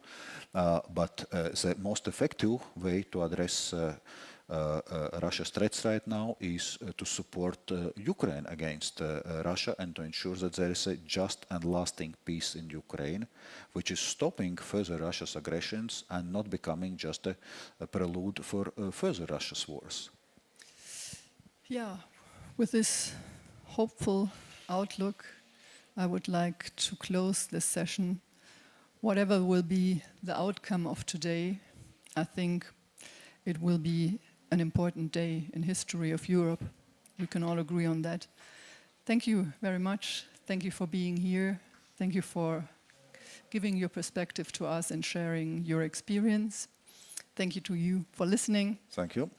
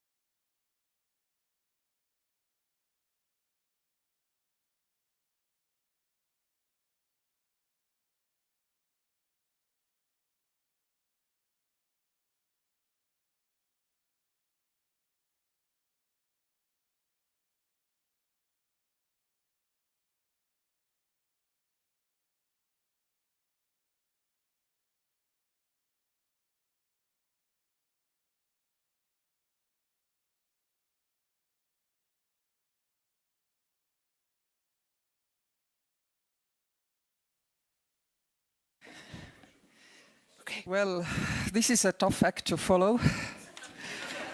But on the other hand, I've never had more high-level warm-up speakers, so please welcome my wonderful panelists. Kaisa Ollengren, EU Special Representative for Human Rights. Please welcome Kaisa. Thank you. We have Sophie Stoffel, Research Fellow, Global Public Policy Institute, and we have Katerina Rashevska, Legal Expert, Regional Center for Human Rights. So welcome all. This all-woman show will now follow.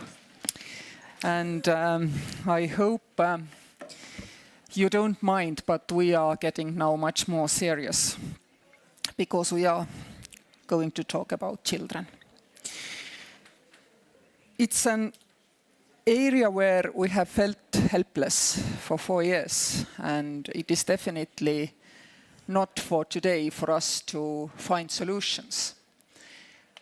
People are piecemeal trying to find solutions, moderating, mediating, getting, well, occasional contacts just to get their children back. But the fact is that Russia has built an administrative system of abduction and erasing all Ukrainian from these children's minds. And we are not able to respond to that systemically. I'm really trying to understand one thing. Some people say it's 18,000 children. Some people say it's 35,000 children. What's the reality? And of course, there are so many different ways. I mean, Russia calls it all evacuation. There are children who have been taken from occupied territories, they say, to the safe places. I mean, who knows? How is the world seeing it? I mean, we know how ICC has been seeing it, but it's an inefficient way of managing it. So how do we know, first and foremost, what's the situation on the ground? And who wants to maybe answer that? I will come back to Kaisa, you, when we talk about what action can be taken, because out of all of us, you are the only one who probably has some levers and some screws to turn on all that. So please, who wants to start on that? Well, if we want to go into the specific question of kidnapped children, I think Katerina is probably the expert. Yes, kick us off. please, Katerina. Okay, let's start. First of all, it's a huge honor to be here and to raise this issue one more time. Actually, for already 4 years, we have been discussing the issue of abducted children from different perspectives, including, as you have already mentioned, the crime of Putin and Maria Lvova-Belova of unlawful deportation and forcible transfer, of also the issue of abducted children as a precondition for peace negotiations or lasting and sustainable peace as such. We are also trying to understand what is the intent of the Russian Federation, and I would like to start with answering this question, because actually I see that the main goal of the Russian Federation is just to destroy Ukraine as a sovereign state while abducting our children as our future, but also to subjugate and to eradicate Ukrainian nation. As for numbers, yes, they vary, because unfortunately only the Russian Federation knows how many children it abducted. And I would like to highlight that the abduction of Ukrainian children, the forcible transfer of Ukrainian children to Russian families for adoption started not in 2022, but in 2014. So it is already for 12 years for this crime, and unfortunately we don't see any amelioration of the situation. The last case of forcible transfer of Ukrainian children to Russian families for foster care, my organization documented in 2025. So as for numbers, the official statistics provided by Ukraine is 19,546 children recorded as unlawfully deported or forcibly transferred.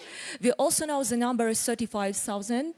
It is a number of the Yale Humanitarian Laboratory, but as far as I know, they are talking about not only children who have been abducted permanently, but also about children who were sent to the so-called re-education camps. As for other numbers, they are provided by Russians themselves, and we are talking about more than 700,000 children who crossed the border of the Russian Federation since 2022. But I would like to attract your attention to the fact that depending on fertility rates, just in 2 generations, we are talking about the loss for Ukraine of around 40,000 people. But if we add to this number 1.5 million Ukrainian children in occupation, this number raises to 3 million people. And Russia is gaining the same number of new Russian citizens, brainwashed, militarized, indoctrinated. Since the beginning of the full-scale invasion, it became clear that Ukrainian children were for the Russian Federation some sort of the solution to their demographic crisis. I suppose that maybe it is because after the annexation of the Crimean Peninsula, the Russian Federation recorded a sudden demographic boost.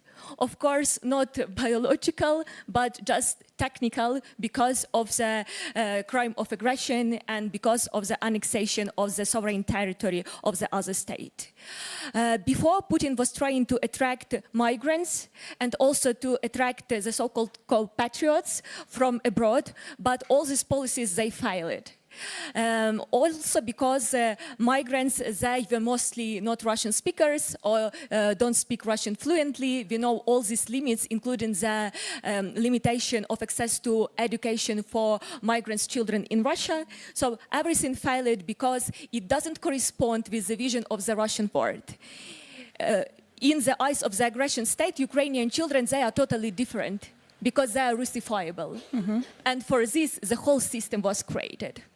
Thank you for this clear and wide framework to discuss this issue further. What I'm wondering is, what is the legal status of the children living under occupation in the occupied territories? I mean, we all know that, I mean, for Russians, it is nothing new to conscript, I mean, children or people from occupied territories into their army.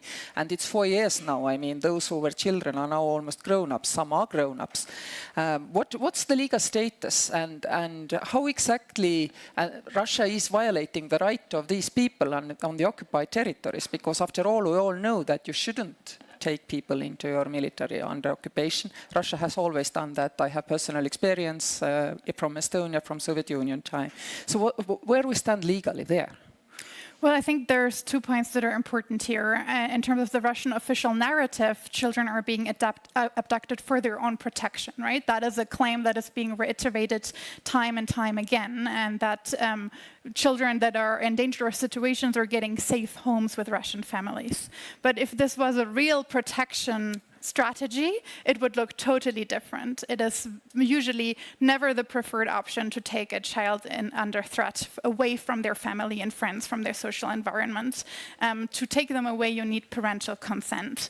In order to take their citizenship away, to change their citizenship, you need parental consent. So none of the criteria for child protection are being fulfilled. It simply fails the test. And then on top of that, protect from what?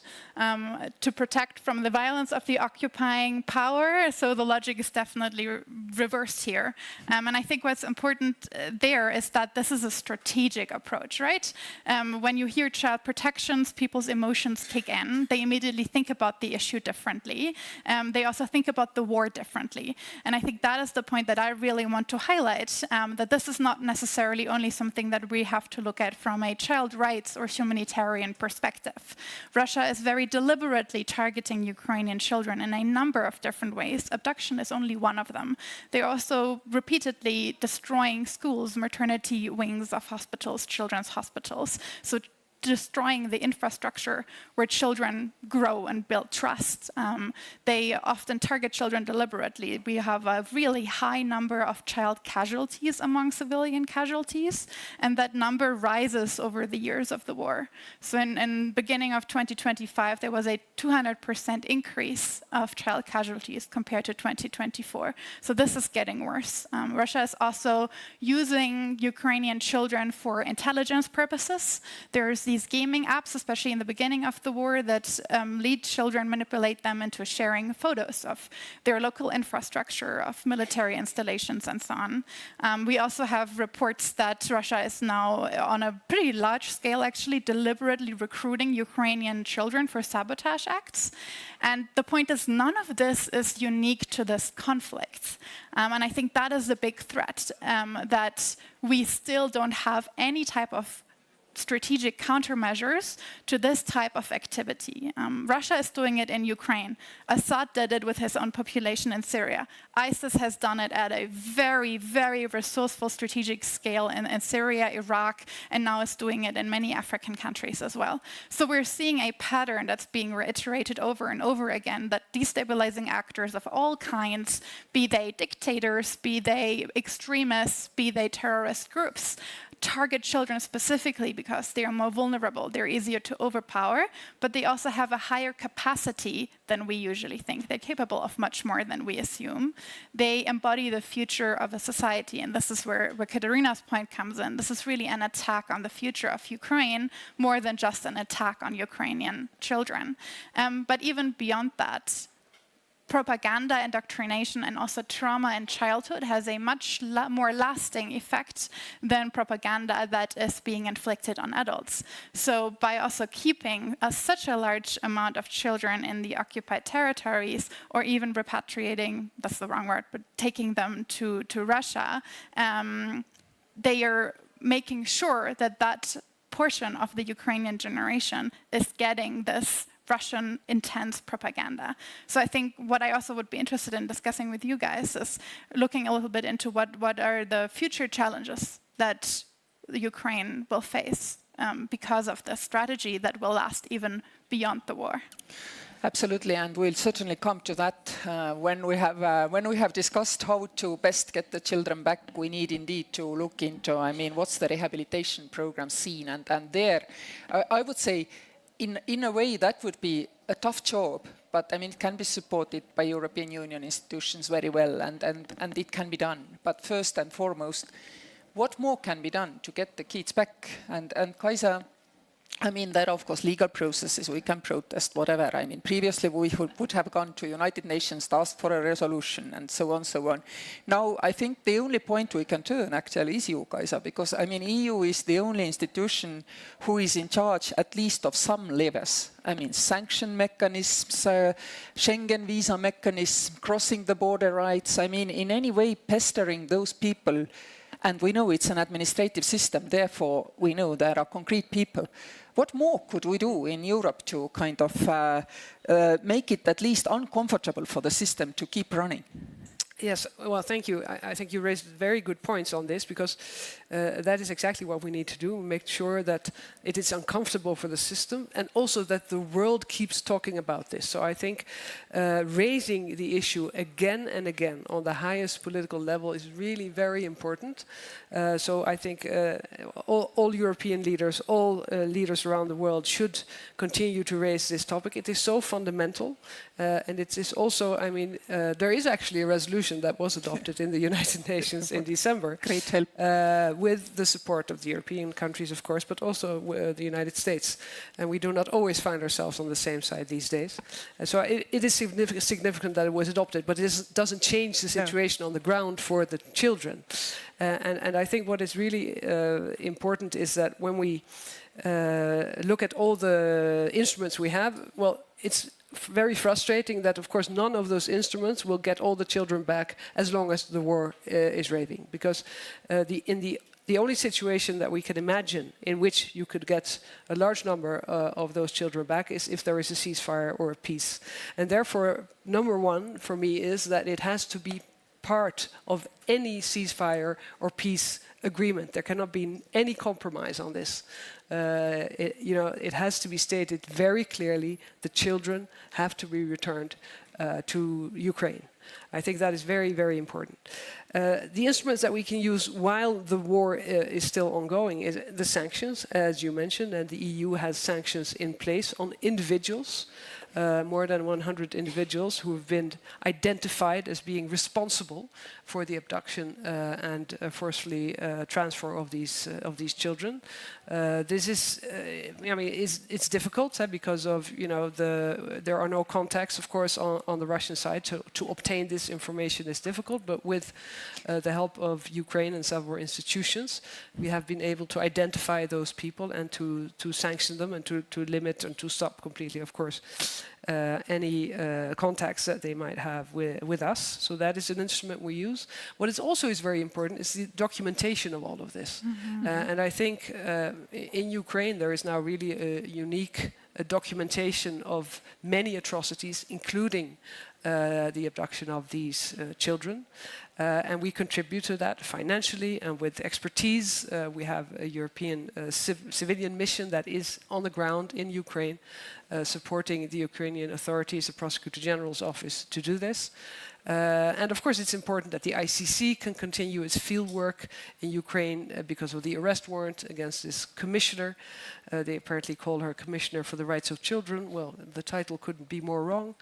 And also, there is actually the Yale Institute for, I think it's called the Humanitarian Laboratory, that is excellent, that have expertise, technology, and it's been defunded by the US. So I think this is also something where we should look if we could support them because they are unique, as far as I know, in the expertise that they have. So all of this, we need to do, but in the end, there is only one thing that can actually bring the children back, which is the end of the war. And then, of course, and I know in Ukraine they're already working on this, there is the reintegration part of children that have been brainwashed, whose identities really have, they've tried to erase their Ukrainian identity. So also that is very important work that you can start on right now. May I ask you a follow-up question? I mean, how wide is EU ready to take, this list of people who should be actually accused and therefore, let's say, refuse to have Schengen visas and stuff? I mean, one thing is indeed people who are actually doing this abduction, adoption, organizing all this, but then there is also, regional officials, guardianship authorities, propaganda structures, and all these things. I mean, what's your scope? And I heard already you said it's difficult to obtain information, which is obviously true. On the other hand, I think the risk of maybe sanctioning one person wrongly when otherwise letting thousands off the hook is maybe a lesser damage. So, I mean, can we really follow through with all our legal procedures and be very narrow on this issue? Or are you ready to take it wide as well? Well, I think it's a very good point. And on the sanctions, and we're now working on the 20th sanction package broadly, and also on the sanctions that are related to human rights violations and specifically targeted at those responsible for the abducted children. Yes, we are far beyond that we can, that we have the luxury of being so precise. And I think that is, I mean, the situation we find ourselves in is that there is complete impunity. And therefore, I would, from my office, Special Representative for Human Rights, be very much in favor of throwing the net out as widely as possible. What steps are you taking? I don't know. Do you need to get something decided by our parliament, European Parliament? Or, I mean, what are the steps we need to take to throw this net wide? No, I think on the side of the European Parliament, there is support. On the side of the institutions, the European Commission, the President of the European Commission has taken this as a priority. As she stated also in the State of the Union, it's a priority for the High Representative, Kaja Kallas. Many member states have prioritized this and are also funding the ICC and others to do this work. So I don't think it's a question of that we need some institution to take some step. I think we just need to continue to underline the importance of this, and every new sanction package to see if we can do more. So we have all the legal things in place which we need to just throw this net wide and also go after. If anybody has an even better idea, I'm always open to it. But as far as I know, yes. I see. Yes, can I just briefly jump in to the discussion, because my organization is working very closely with our European Union partners in order order to ensure that all perpetrators who contributed to the abduction, but not exclusively, to the militarization of Ukrainian children also, they're in sanction lists. And we have a huge progress. As for people who are already under sanctions, we are talking about not only Maria Lvova-Belova and her members of her office, but also of regional ombudspersons, including these people who were appointed in occupation. Also, we are talking about heads of some institutions and institutions themselves. For example, some of Russian military patriotic movements were already included into this sanction list, like Unarmia movement, or for example, Artek as a re-education institution. So it was already done. The most important developments from the last year was, first of all, the coordination work between partners, because the European Union is coordinating its sanction policy, at least on this issue, with partners from Canada and from the United Kingdom, and it makes sanctions more efficient than it was before. And another point is that, if I'm not mistaken, in November last year, the new category to sanction people appeared in the European Union legislation. And it was militarization, indoctrination, and re-education of Ukrainian children under Russian control, including children in occupation. So it is a huge progress, and sanctions work, at least at the medium level. Of course, we understand that it cannot stop Putin and Maria Lvova-Belova. Even arrest warrants from the side of the ICC were efficient enough in past, and now we should try some other ways in order to ensure that they are ready, at least to speak with us, in order to return abducted children. Because you asked already what we should do in order to make this process more efficient and to return more kids. First of all, we should understand who we are returning. Because as for today, the actual number is 1,967, so around 2,000 children have been returned from the Russian control. But we are talking about not only unlawfully deported and forcibly transferred kids, but also children from occupation, and they should be returned. And all infrastructure should be used in order to guarantee that more children are escaped from the Russian control, because each day in occupation means more crimes against them. But children who were unlawfully deported in 2022, they remain under Russian control, so like 90% of them. And it seems that Russians just treat us as fools, because while they are publicly communicating that they are processing the list of 300 children sent to them by the mediator state or just transferred to them in Istanbul, 42 out of 47 children from the Kherson regional child home, very young children, they were sent to families of the Russian citizens. And we are waiting for their repatriation, but actually how we can ensure it? This brings me to our next question, actually. And let's imagine that all the 7 work streams and sequences carries fruit, and with some miraculous change in his mind, Russians will also agree to this ceasefire and peace plan. How do we know? Where are these kids? So I think tracking is extremely important. And what are the mechanisms which, I mean, obviously there are no kind of official public mechanisms, but what are the mechanisms we are currently using in order to keep track at least of these children? And it's easier with bigger children, of course, but I mean, precisely with these cases, what are we doing? Or is it a lost cause? Or, I mean, how do you feel?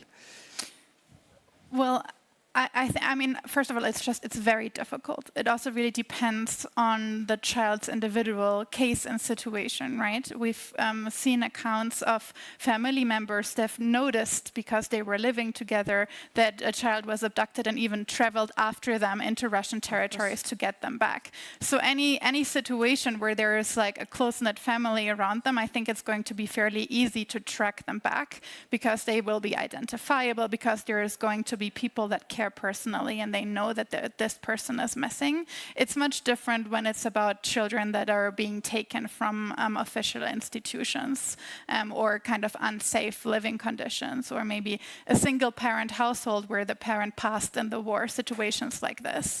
That's also where I think that it's not enough to rely, even though I'm a researcher, so I'm always in favor of, you know, academics being involved in these processes, but I don't think it's enough to rely on open source intelligence in order to track them. We really need this competency, this expertise within official security and intelligence institutions. And I think that's also where there's the biggest gap. And the case of the abducted children, because of the ICC warrant, at least has that kind of like high-level backing, but there is so much violence against Ukrainian children and so many crimes committed that don't quite hit that threshold. That also means that there isn't really anywhere like a master list or a complete overview of all the different types of crimes that Russia commits against Ukrainian children and how those different crimes also interact with each other.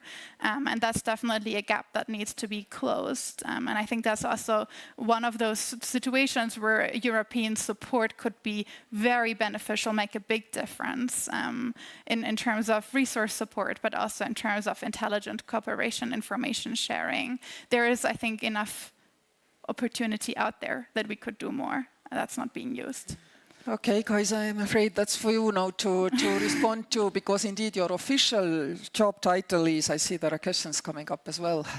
Your official job title is human rights rep. Yes. But in fact, I feel like you are the only kind of center of competence for finding, tracking, returning the Ukrainian children. I mean, some people are calling for a special body to be created, and I feel you are this special institution now. So what could be done to, I mean, respond to the appeal from her? Well, we just heard. First of all, and I agree, and we also must be aware of that time is not on our side, huh? Because children, they grow up, they get older, and some of they start, of course, with very young children. We know that, but some of them have become grown-ups, a large part. I don't know the numbers on this, but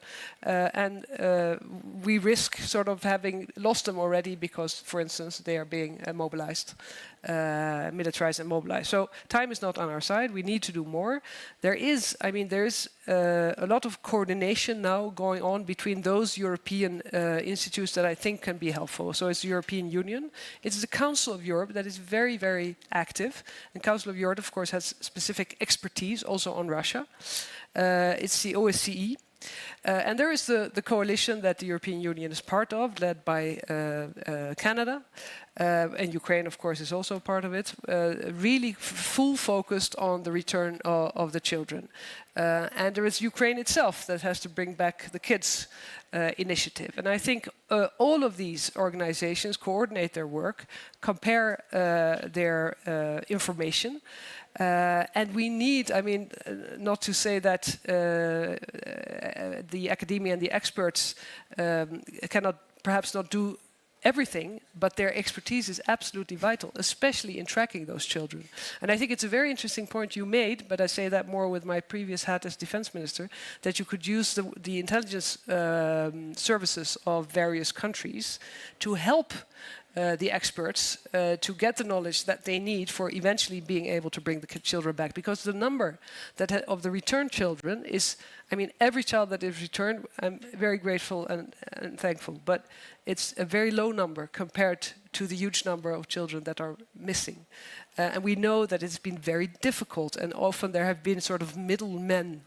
There have been countries, also in the Middle East, who've been helpful to negotiate between parties. But if it is that difficult under the current circumstances, we cannot use that method for the large numbers. Yeah, good you brought up this intelligence question, which actually was referring to. What is EU currently doing to make sure that intelligence bodies and also maybe internal security bodies, like we have Europol, are all involved in finding, tracking, and is there such a coordination? There is a Europol, Eurojust and the ICC are coordinating their efforts, and they also have a database. I think the relevant authorities are involved, but I would be interested to see if really, specific intelligence services with good positions on Russia could contribute to that. I'm sure that if it's already happening, I don't know, and if I knew, I couldn't say so. But I think it could be a relevant, added value to the. Yeah, I think we should actually explore this value. Maybe it's something on your to-do list. Absolutely. And then I will take a question from there. Maybe just a quick add-on to that. I think that could also be something that could end up in this deal of whatever form it may or may not take. Because, I mean, one thing is to demand that the children are being given back, and obviously that would be the best case, but I don't have enough trust in the Russian bureaucracy that I think that they even know how many children they've abducted and where they are. So what could also be a mechanism instead is to demand certain types of information. For example, the Russian state has given out these money packages if Russian families adopt Ukrainian children of $1,000. So there needs to be a data bank somewhere of which Russian families have received these $1,000. Like this kind of type of information to either gather through, intelligence or just to make this part of a deal, I think could be crucial in terms of actually relocating as many of these children as possible. Very briefly, because as for children who were sent to the Russian families, we have quite a lot of information because Russians themselves, they're the best documentators of their own crimes. And as of these 380 children officially mentioned by them in October 2022, sent to beloved Russian families, so we know everything about them, including their addresses, now current addresses in Russia. The only problem is that many of them, first of all, they were too young, and that is why they are now totally brainwashed, and we should be frank with ourselves and understand how we can guarantee their repatriation without violation of the child-best principle, because we should find this balance between international crime consequences and their best interests to be raised in the family, how we can legitimize this process or whether it is possible as such. So, but this was the point related to the children in families. We know also about some cases when Ukrainian children were firstly sent, for example, to Bryansk region, and in the Bryansk region they were registered as orphans from Bryansk.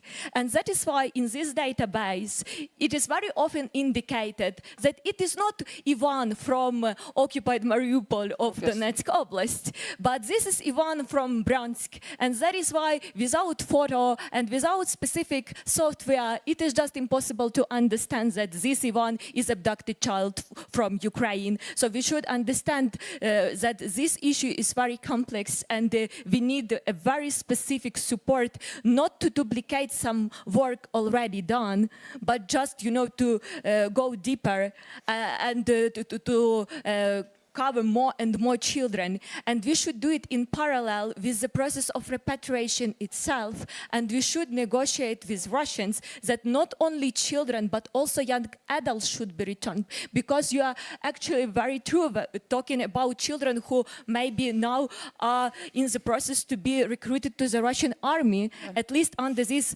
regular conscription process. Yes, they are not sent to the battlefield, but at the age of 18, they should serve during 1 year. So we should return them because it is very problematic for themselves to be returned. That is why it is quite difficult. I think you raised the bitterest question of all, what to do with brainwashed children, indeed under the principle of do not do more harm.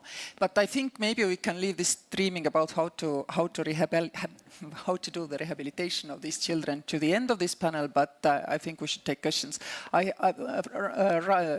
4, first seat first, and then last, and then third from right, so please. Does this work? Yes. So I'm Catherine Valinga from Canada. I'm a businesswoman CEO, so I bring that perspective. Thank you so much for all of the work that you're doing and for raising this important issue. Look, in business, results. Show me the results.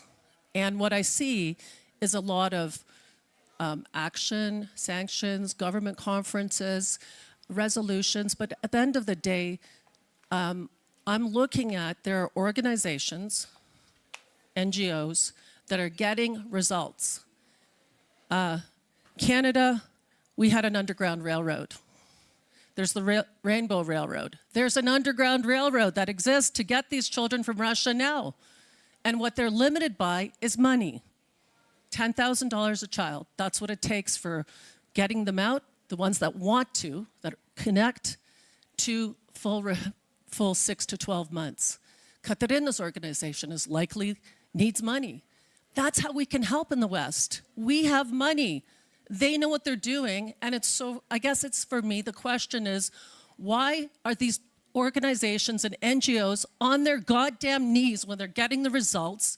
And why are we in Europe and Canada talking about it, looking like heroes, wearing, you know, Belgian Prime Minister with his children, save the children, stop the... Why are we doing that and not just giving them the money they need to get the results? Well, who wants to respond to that? It's true, and indeed, many institutions have legal issues and problems, and one way of how children are got back are actually, I mean, that the parents agree to the deal on the other side, but those are only those who have the resources themselves. It's, of course, a huge legal problem to overcome there. But what could be done? What do you think? It was for the... Yeah. I don't want to shock you, but my idea is that the strategy to do the same with more money will not work. Because the main and the biggest problem now is the total absence of the Russian political will to return these abducted children. For most, because they are witnessing Russian crimes every day, and they can contribute to the cases in the ICC. And that is why during all these public processes, when there is participation of the mediators, we see mostly cases of reunification of families where there was no crime. Because Russians are selecting who to return and who not to return. Without fixing this thing, any money will not work. I am not encouraging you not to support Ukrainian non-governmental organizations with resources. Of course, we need them, and I would like to tell you that maybe organizations who are directly involved in the process of repatriation, like Save Ukraine or Ukrainian Child Rights Network, need this money the most. But we should understand where are these issues and how we can solve them. And also, allow me to disagree with you in the context of this public manifestation from many prominent people, politicians, but not exclusively, when they are trying to keep pushing Russians to remember that these children are not forgotten. And we will do the same for the next years, just in order to be sure that at least some children will see it, despite all limits to free internet access in Russia, and will understand that we are waiting for them. And this is also related to rehabilitation and reintegration strategy, because Russians are trying to persuade them that no one needs you in Ukraine. Yeah, but they are needed not only in Ukraine, but in 46 countries of the International Coalition for the Return of Ukrainian Children, so our supporters. That is why, you know, sometimes money cannot decide some problems, at least in this case. But I think also we discussed we discussed with Kaisa yesterday ourselves this helplessness feeling, which paradoxically, while international law is developing, new categories added and so on, enforcement is missing. So in this sense, we share your frustration. But all of us who know, you don't, but all of us others here and many in the room know what does it mean, the Russian bardak. And that means that the system is corrupt. And indeed, you can find always someone in the system who will accept your 10,000 and return a given child. But you cannot build a system on that, unfortunately. Yes, it's not doable. Yeah. But this is... Yeah, but this is what is going on, actually, quite a lot, let's be honest. It's also going on, and I think, the end justifies the means here, but you cannot make a policy of that. We had a question there. Yes, please.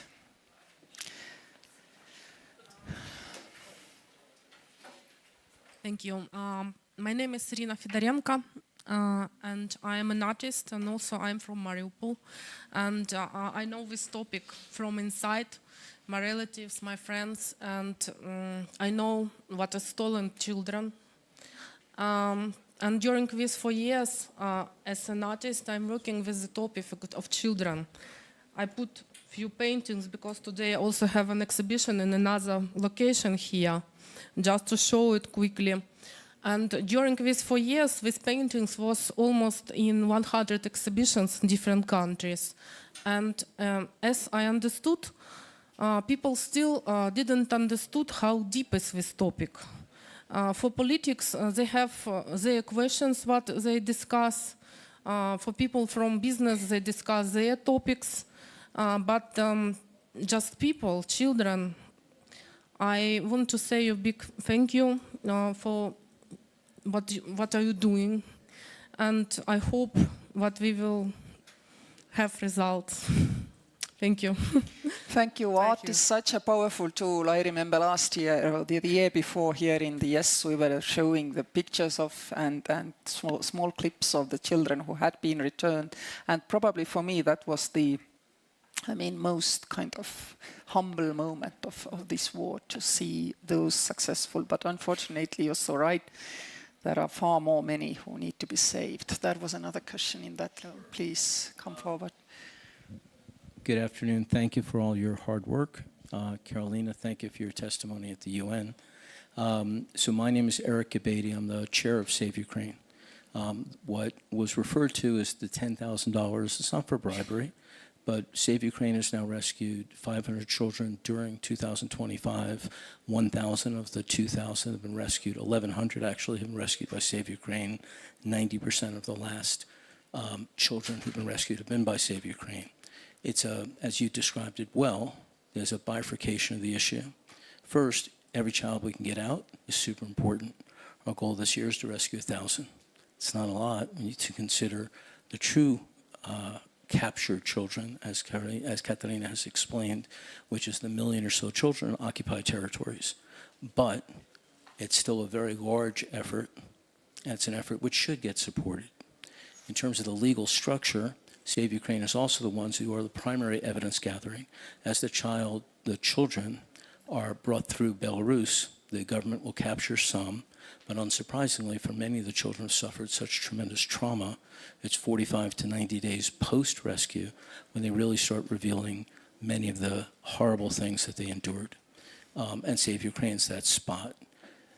What I wanted to mention is that I think, as you've correctly stated, it's not necessarily identifying the children. We have many identified children. The process of what happens next is what's really important. And it's not just the immediate, it's that longer term. When we think of the Jews post the Holocaust, it was generations before people were identified and self-identified to find their way home. That's a problem, that's a human rights problem, that's multi-generational. A new Iron Curtain has descended across Europe. It's right through Ukraine. And we have to be in a place to capture that information and have processes in place for that generational return. It's not going to happen with whatever my esteemed president might be doing right now, but it's going to be generational. And so I think having processes and systems in place for that reintegration, for that pathway. And there was something that was done in the 70s called the right of return. when Soviet Jews had a pathway out of Russia, that right of return resonated with people around the world. That's what we should be providing for Ukrainians, not just the children, but Ukrainians to have a right to return to Ukraine, and especially children.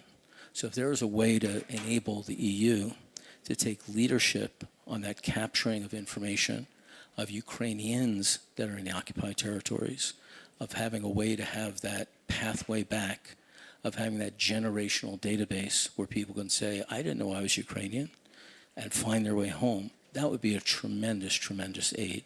And then, as was stated, right now, it's about 10 grand to get a kid out. The more 10 grands we get, the more kids are going to get out one way or the other. Thank you. Well, thank you, and thank you for the work which is being done right now, and thank you also for really looking into this beautiful future when Ukraine is member of the European Union, because indeed then these questions of repatriation, do you have the right to settle as a EU citizen, will come forward. This is the beautiful future which I believe we all think will happen one day. But let's start step to step, I mean, about this rehabilitation. Who wants to map out what is currently being done to help these children? What is European Union ready to do to provide support and help? Because of course mental health help is specifically scarce in Ukraine. I mean, everybody, I would say most people there probably need it. How to now, I mean, make sure that the children who have gotten back, and let's say a year later, 2 years later, their parents notice, or the children start to speak, as you said, they don't start immediately, that there is something astray, something's really seriously wrong. What are the measures which currently Ukraine can offer, and what's the hope for the European Union? I mean, who wants to come from this point? Yeah. Okay, I will start. Start. So Ukraine as a state has already built the whole system, logistics, for children repatriated from Russia and from the occupied territories.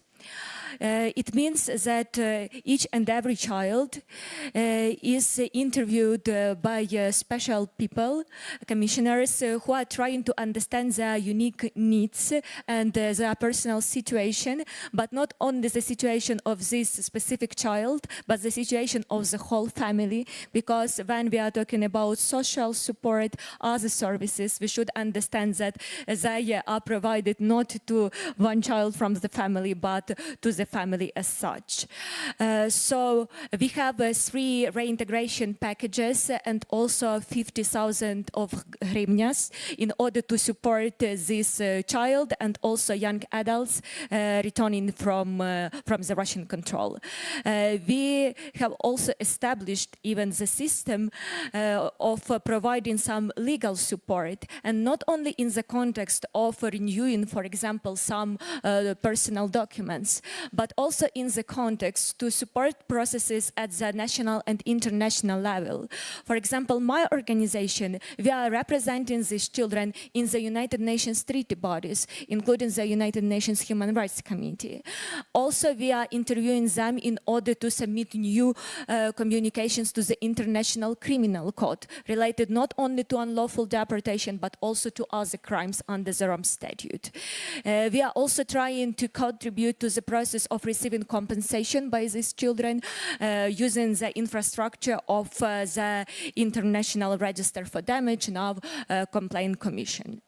So everything is done. The only problem is that mostly all resources, they are invested to Kyiv and to Kyiv region. But we understand that children are also returning and residing in other regions of Ukraine, in the west of Ukraine, for example. And that is why we should also attract, you know, there was a question about money, so maybe money is needed also in other regions. And I would like to highlight that it is not only about abducted children or brainwashed children returned from occupation. This is for all children affected by war in Ukraine, because it is impossible to return all abducted children without DI reform in Ukraine, because children orphans cannot be returned to orphanages, they are returned to families. families. Also, it is impossible to provide some services only to these specific families with returned children and not to all families in the same legal situation. So just to understand that while we are helping these children, we are also ameliorating the situation of others. And maybe it is also not only at the Ukrainian national level, but also at the international level, because Ukraine is not a problem. Ukrainian children is not a problem. This is a part of the solution. Absolutely. And I totally agree with you that Ukrainians have done a lot to create the system. But I mean, being myself an Eastern European, I know that the ratio of child psychologists and psychiatrists is roughly 20 specialists per 1 million people. So I think indeed, I mean, a lot can be done by the West here to help Ukrainians out. And so Kaisa. And I think especially on the numbers game, because you need much more expertise, which is why it's so important that the EU is there already on the ground with experts that can help to train for this.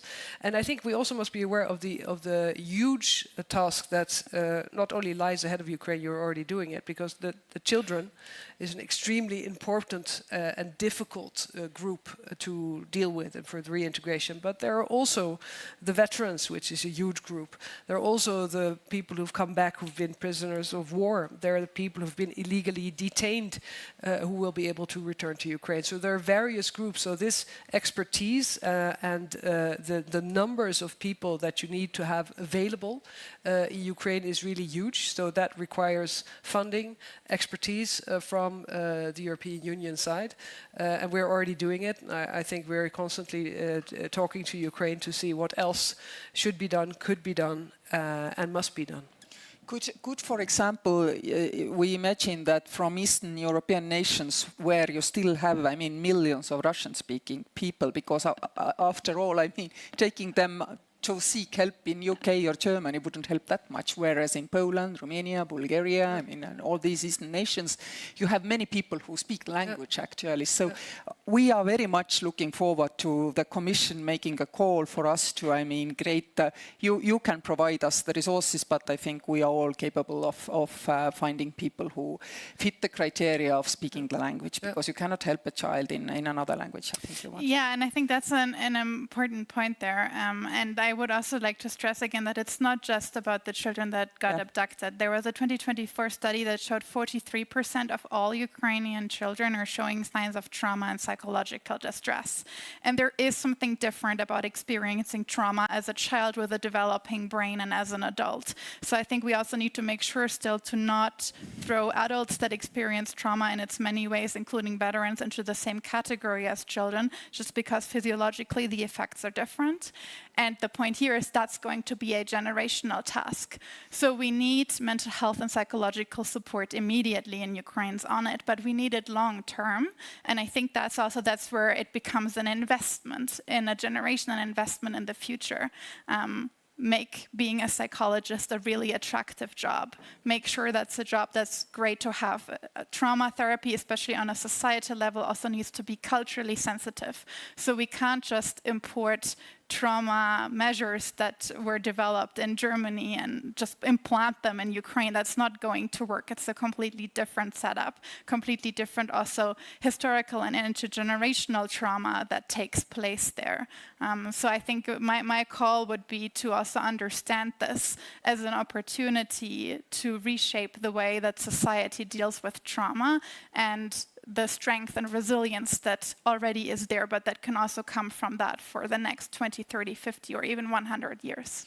Yeah, I agree with you very much there, but I also think that we need to differentiate between children and the grown-ups, and for one main psychological reason.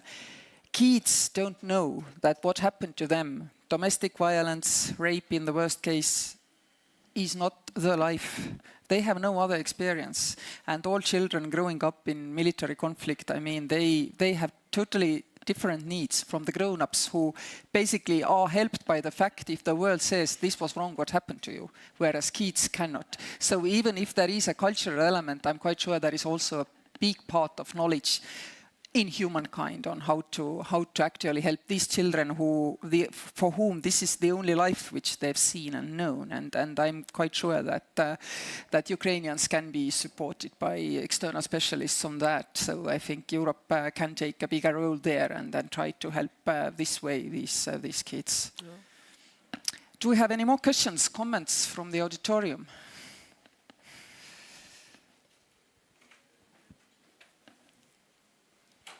Thank you. I'm Albin Sela, CEO of a defense company from the Netherlands.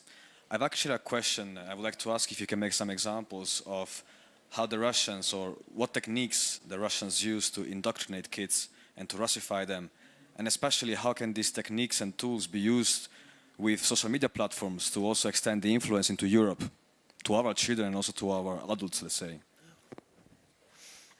So we should understand that some of grave violations committed against children during armed conflicts, they are not only for Ukrainian occupied territories, or they are committed not only against Ukrainian children abducted by Russians, but against children under Ukrainian control, and also against children who fled Ukraine because of the Russian aggression, and they are now in Europe.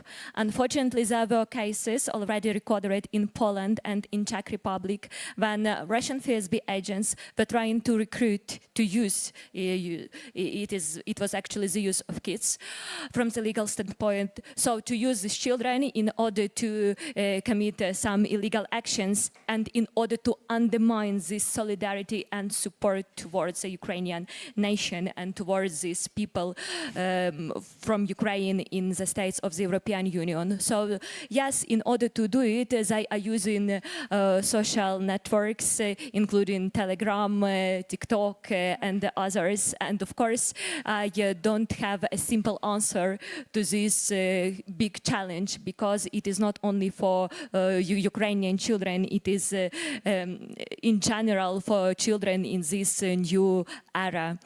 But I would like to tell you that it is a big opportunity for the international community to sit together and to try to shape the new international regulations to be sufficient enough and efficient enough to protect children worldwide, because Russians are not very creative. They are using the same strategies already used in other armed conflicts. Maybe the scale is much more bigger, but crimes are not very unique. And that is why we should change or die, yes? So change these international regulations or rethink it, or Russians will do it together with their peers and partners today. If I may also add, I'm only a moderator, but I come from a country which is doing quite a strong, counter work to Russian strategic communication, and we have the systems in place which follow closely also online developments to discover the groups where Russian propaganda is going on. And it is very important for us also in this children's context, because after all, 5% of Estonian people who currently live in our country are now Ukrainians, and they have children who go to school, and it's very easy to indoctrinate, these children with shifting the blame. You shift the blame that, these people currently in Kiev, it's their fault that you have to live in this country and learn this extremely difficult Ugric language now. It's their fault. And indeed, if your country is in general strong in standing up against Russian Stratcom, you are probably strong there as well. But we know that, there are many, many children in Europe, in the countries which are not like Balts and Poles and Finns, who are able to detect, discover, and take countermeasures. We are sending people out for doing Russian propaganda online if they are not citizens of our country. And this is, I think, what should be done actually everywhere. So if anybody wants to learn from Baltic practices, then please turn to us. And I think this is something which needs to happen at a larger scale, and using this experience to, explain to everybody else in Europe that things can be done. It's not like social media is there and we cannot do anything about that. Westerns have their problems with Andrew Tate. Now we have this problem with many Andrusha Titovs probably there, and we really need to, share this experience. If I can add one thing also to reply to your question, is that I think, first of all, also thank you for doing what you do as an artist, because giving the children a face is very important. So talking about, we owe it also to those children and to their families to talk about them and to be there and to know that we that to show that we've not forgotten them, even if we cannot reach them. So thank you for that. But to your question, I think we also have, in our communication about this, have to be very concrete, and also to say, so what is actually happening is that 3-year-old kids are getting sort of patriotic education. And I mean, it's impossible to resist that as a child, because you don't know. So from then on, it becomes increasingly difficult and more difficult for that child ever to have the possibility to sort of reintegrate or return to his actual roots, surroundings, community, family, whatever. And also the militarization part, I think, is really quite shocking. Relatively young children in camps with Russian military people. And all of this, yeah, you use the word brainwashing, and that is exactly what is happening. We have roughly 20 seconds per capita here to maybe say one last thing, and I would formulate it this way: what not to do. While trying to help, what not to do. What should Europe not do, and what should the international community definitely not do? If you can think of anything, please let us know. Never consider crimes and violence against children as a soft issue that can be an afterthought, but see it as the strategic priority that Russia and other destabilizing actors see it as. Very beautiful. Not to be afraid to call the crimes by their proper names. I started with this point. So this is the war not for territories, but for people sharing the same identity and values. And Russians are depriving Ukraine of its future with one unique goal, just to stop our existence. And this is a genocide. And if it is genocide, so the international community should react properly. Genocide without dead bodies is what you are telling. Kaisa, please. No impunity. I think this is, as I said in the beginning, any ceasefire peace agreement, number one point is return the children. And we can never accept any situation where there would be some kind of amnesty for these crimes that they have committed. Thank you, and we are now out of time. We have tried to be in time and, let's say, moderate about our possibilities and achievements, maybe differently from some previous speakers in this day, in this town. Thank you for being patient with us. Thank you so much.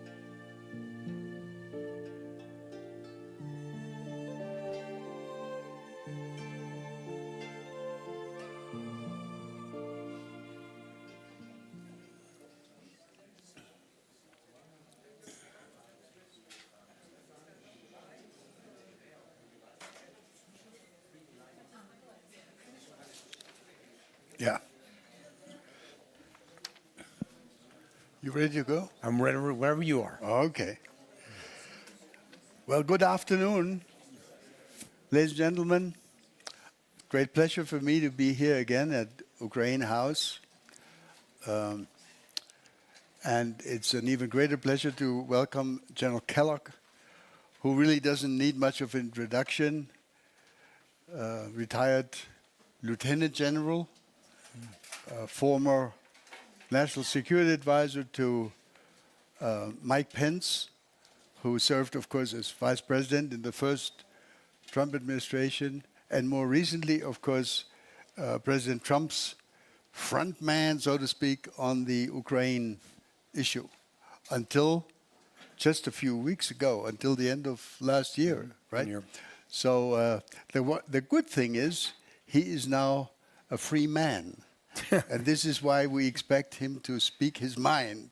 And he does not, just like in my own case also, I was for more than 40 years a diplomat in the service of my own country. And I've enjoyed actually being free to speak my own mind in recent years. So welcome to all of you. We have a little less than an hour. We are, of course, missing one person who was announced in the program, Kellyanne Conway.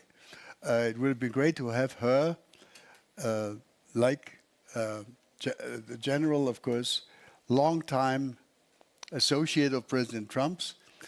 But I understand that she was invited to be with President Trump at an event that he's currently having with a large number of business leaders at the place where he just gave his speech. So we'll talk for a little while here, and then we'll open it up to your questions or comments. And it would be great that if you wish to speak or ask a question, if you could be kind enough to identify yourself so that we know, are you a Russian or an American or a German, etc. We are here at Ukraine House. And of course, when we talk about America's role in the world, we could talk about so many different issues.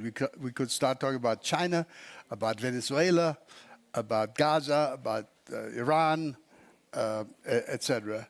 But since we're here, let's start with Ukraine. And let me offer, by way of getting us kicked off, let me offer a personal view. We, together, the Trump administration, and we on the European side, we have been busy over the last many days debating the pros and cons, sometimes in a very controversial way, confrontational way, the Greenland issue. Let me tell you what I think about this. The Greenland issue may be an important issue. I'm not disputing that at all, and we'll talk about it a little later.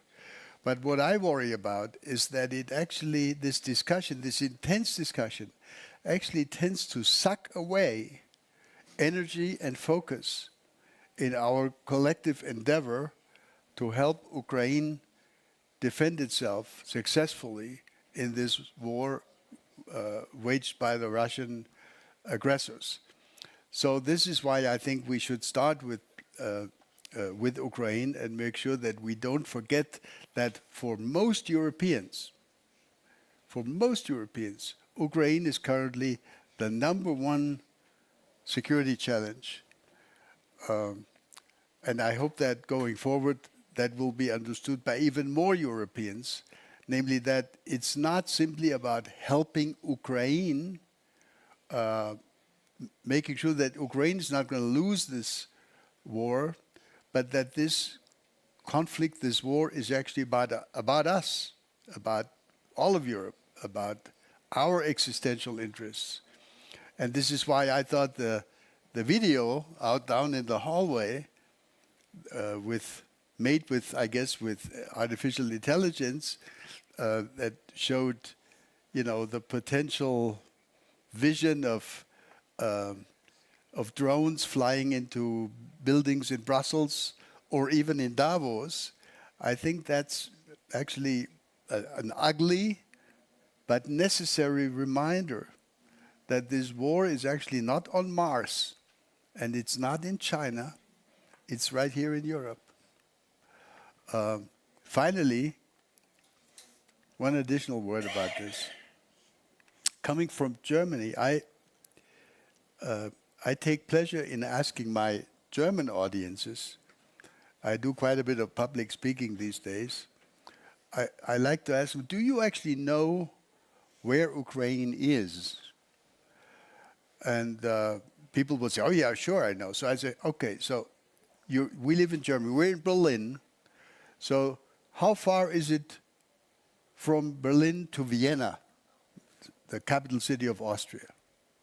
Yeah, almost every German has been to Vienna, so they know, yeah, this is an hour's flight or so. And then I asked them, so how far is it from Vienna to the westernmost tip of Austria, which is what we call the Bodensee, the Lake Constance? Well, they are also aware of that, and they will say it's about a 4-hour drive by car from the eastern tip of Austria to the westernmost tip of Austria. And then I say, okay, and how far would it be from Vienna to Ukraine? And they say, oh, that's going to be very far. That's very far away. And when I explain to people that if you take your car from Vienna and you want to go through Slovakia into Ukraine, it's fewer kilometers or miles than if you go from Vienna to the westernmost tip of Austria. In other words, what I'm trying to tell you here is many of my fellow Germans have still not understood that this is really our own neighborhood. And it's not some faraway place in East Asia or so. It's our conflict, and this is why we start with this. General, over to you. Give us your assessment, if you could, both in terms of what you think about the military situation in eastern Ukraine, but also what you think about chances of President Trump and your successors, future negotiators, getting President Putin to actually come to a negotiating table seriously with a willingness and a determination to actually end this war. I think most of us continue to believe that he has not yet come to the conclusion that his immediate interest should be to terminate this war now. And that leads us then to the question, what needs to happen in order for him to change his mind? Over to you. Yeah, first of all, thank you for letting me be here today. I realize this war has been going on. I made the mistake in Munich. I understand Crimea 2014. But let me just address the last 4 years of the war in Ukraine with Russia. On Putin's special military operation. Russia is not winning this war. They're not. Yeah, his definition of winning and my definition of winning, Putin, is a lot different. He measures his advances in meters, not in miles. And if he's not in Odessa, he's not in Kyiv, he hasn't got really out of the Donbass region at all. He's attacked in Kherson and Zaporizhia, but he's having major problems. And I think right now he does not want to become Putin, does not want to become Nicholas II again, the last Tsar of Russia. And he's sacrificed to Russia so much and he's had so much pain that I think he's trying to figure a good way to get out of this thing because he knows he's not going to end up winning this war. Because I understand it's a harsh winter. I understand what's happening in Kyiv. I understand the temperatures. But I really do believe if Ukraine gets through this winter, January, February, and you get into March and April, the advantage accrues to you, to Ukraine, not to Russia. And I don't think they're going to have much more success in what they're doing out there. Their frontline units have been mauled. They've lost over 20 general officers. So you look at what he's trying to do and the defenses that have been put up, he hasn't been very, very successful. So I'm hoping for a good outcome, meaning that I think we're heading towards maybe the last stages of peace talks and peace development. And we have Steve Witkoff, who I know real well, and Jared Kushner, who's an exceptional negotiator. And they're actually here in Davos now to be able to finish out, to see what's going to happen with Putin. They're going to go to Moscow. Now, I think the impediment to progress, and I've said this all along, it is not Ukraine. The impediment to progress is Putin.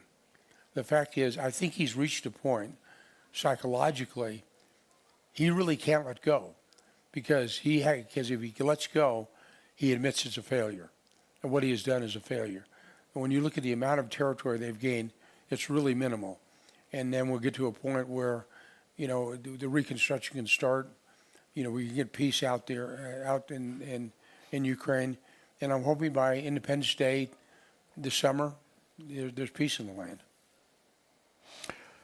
As a long-time former military officer, I'm sure you have a view on how difficult the situation might be if at some point, this war stops and Russia will need to withdraw from Ukrainian territory back home a huge number of soldiers.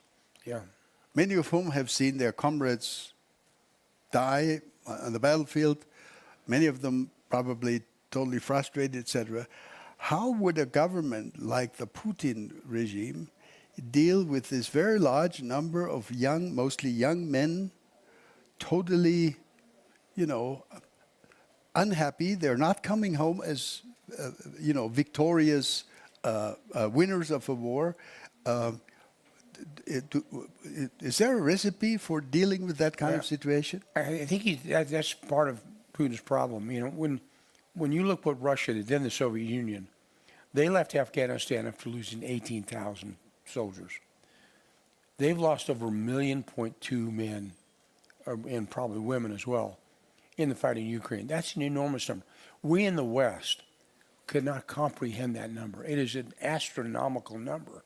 Then those people now are going to come home, and they're not going to be paid like they're being paid now.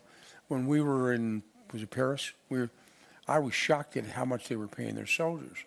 The fact is, their death benefits are the same as American death benefits, which is $200,000, and that's the reason they've been able to recruit. They're paying their soldiers $8,000 a month, so they're not going to be able to sustain that with their economy. So Putin has got a problem. Either he's got to win this thing, trying to win it, or he's got a problem of soldiers coming back and saying, we've done all this and this is what we get out of it. So that's the reason I said, I go back to the potentiality of him being Nicholas II again, the last Tsar. And he's reaches a point where he's got a major problem on his hands that he must resolve. And I think that's the reason why in the next week or two, when Steve Witkoff goes to Moscow, what kind of reception he's going to get. We put together, my team did, with Jared Kushner, we put together the security guarantees. They're pretty strong. They really are. And the coalition of the willing is also willing to put soldiers on the ground and put military support. The whole idea was originally, over a year ago, was to make Ukraine the Sparta of Europe. Make sure that this is the force that if it happens again, nobody wants to take on Ukraine. And that's the reason why when you went with Umarov, when he talked about the number was 600,000, they've gone to 800,000. That's the largest army in Europe. No other army is that size. And if they can train an army that large, equipment army that large, nobody's going to want to fight them. I mean, the Russians have learned that for 4 years, the punishment they've taken. I don't think they want to do it again. And when they stop the war, it'll be really tough to reinitiate it. Let's assume the war stops by way of some kind of ceasefire arrangement or a larger peace settlement. And then you're going to have, presumably, a line of contact at somewhere through Donbass, etc. Again, this is my question to the military expert. Then you're going to have 800,000 troops on the on the Ukrainian side, and probably a very significant number of Russian troops on the other side. My question is, how the hell do you turn that into a stable situation? Well, would you need a kind of a disengagement? Yeah, zone? in fact, when I talked to General Budanov, we kind of talked about it as you actually have a separation of forces, where the force is like a demilitarized zone, where everybody backs up, and the time of the tunnel was 15 kilometers. You get 30 kilometers, that's 18 miles. And with drone technology, with overhead surveillance, everybody backing up 18 miles, you can actually see an incursion. So that's entirely possible. We've done it before. We've done that in America has, with North Korea and South Korea. You have the demarcation line. So it's all in the art of the doable. So it's not there. But again, the impediment to progress, and it's an American term we use, keeping people in a box. Ukraine's in the box, meaning we're okay with him. The fact is, I don't think Putin is in the box because he realizes the downside, what he's going to face if he can't figure out how to complete the special military operation. And I don't think he can. I don't think his senior general, Gerasimov, has given him correct information. I don't think the Russian people have realized the losses they've taken, which are astronomical. And when you look at this, think about this. Not from 2014, but from the invasion 4 years ago. The war in Ukraine has gone on longer than the war against Germany in World War II. Think about that. Yeah. That is just amazing. Absolutely. Absolutely. One more question on Russia in this connection. For the last 3.5 years since the invasion started, I was certainly not aware of any visible fissures, cracks in the Russian, in what we heard out of Moscow. It seemed to be, Putin, and everybody seemed to agree with Putin. Now, and this is really my question, now apparently there are at least some people like you, retired generals like General Ivashov, if I remember his name correctly, who has publicly said this is a crazy thing, this it will not work, we will not win. And a former long-time associate of President Putin from his St. Petersburg days, Mr. Kozak, who was a deputy prime minister, has now finally totally left the government and has also said, or is reported having said that he leaves working with Putin because he believes that this was all wrong and will not lead to success. So do you see, you are, or at least you were until recently, you were getting all this intelligence information. Do you see any cracks in the Russian views there? Well, it's when you look at his inner circle from Ushakov, Kirill Dmitriev, and people like that, they're, I'm sure, telling him, you're winning, you're winning. He's not winning. And any rational character, any rational actor would realize that you're not winning this fight. You're just not. And I got in a lot of trouble when I said this. With the comment that was, in the United States, Vermont is one of our smallest states. And I said, Russia's reached a point where they're Vermont with nuclear weapons. In other words, they're not a great power anymore. They think they are. They try to act that they are. But they've been reduced in that they're actually subservient to China. Are you still allowed to go into Vermont now? After no, they called me out on it pretty bad. They made sure, and I apologized to them. But the point was, They're not this powerful Soviet Union that everybody was afraid of. They're not the Russia that everybody was afraid of. They're just not. They don't have the military capability. They don't have the economic capability. The political capability is just not there. And the question is, how long can they last? And I just don't think they can last. How important is, again, in this sort of strategic general picture, is the fact that Russia appears to be losing, or Russia having lost already friendly parties around the world? I mean, thinking of Syria, thinking of Venezuela going forward, with a lot of uncertainty now about the future of the Iranian regime, which has, of course, associated itself very closely with Russia in this war, with the drone supply, etc. How important is the fact that Russia appears to be losing its, grand strategy position as a global power? I mean, you just explained the inner weaknesses, but how important are these foreign associations? Well, they're important, and I think that when you look at the ability of Russia to influence the rest of the world, it's gone. It's gone. They don't have it. And when they're proxy states, Syria, Iran, Venezuela, even Cuba, with the problems they've got right now, it just shows that they're a weakened state. And I think they are a weakened state. And you see the attacks they carry out. When you look at attacking infrastructure, when you look at using drones, that's not a sign of strength. That's a sign of weakness. And I go back to what actually in World War II, what the Germans did during the Blitz. So that's what I said. If Ukraine, you got to get through this winter, and then the advantage flows way back to you. And I think Putin will see that. And I think, over time, he can't sustain this. I mean, he says he can, but I just see it's so improbable that he's doing that.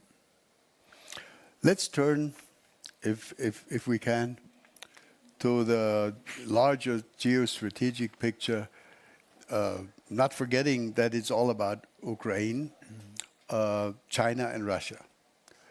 There were assumptions, articles written in the American media in Europe that maybe the United States government is going to try to do some kind of reverse Kissinger operation, meaning that Henry Kissinger, more than half a century ago, managed to wean China off Russia by opening up with China, establishing diplomatic relations at the end of the 1960s into the early 70s. Now, of course, the assumption was, can this be done in reverse? Can a deal be envisaged with Russia that would draw Russia a little bit away from China, or vice versa? I have not seen any sign so far that would indicate to me that something like this is likely to happen. But let me reformulate my question like this. Do you think it is possible or likely that President Trump is actually going to try to look for some kind of deal, not only with President Putin, deal on Ukraine and how to reestablish a relationship going forward, but also with China in terms of let's contain this simmering conflict about Taiwan. Let's have a deal. Let's have coexistence. I think that's what the Chinese leadership is proclaiming all the time, that we should have a coexistence relationship, etc. So, explain to us what you think President Trump's thinking about this is, because I've been getting different signals from senior officials in the Pentagon, who seem to believe that America needs to focus all their military strength in the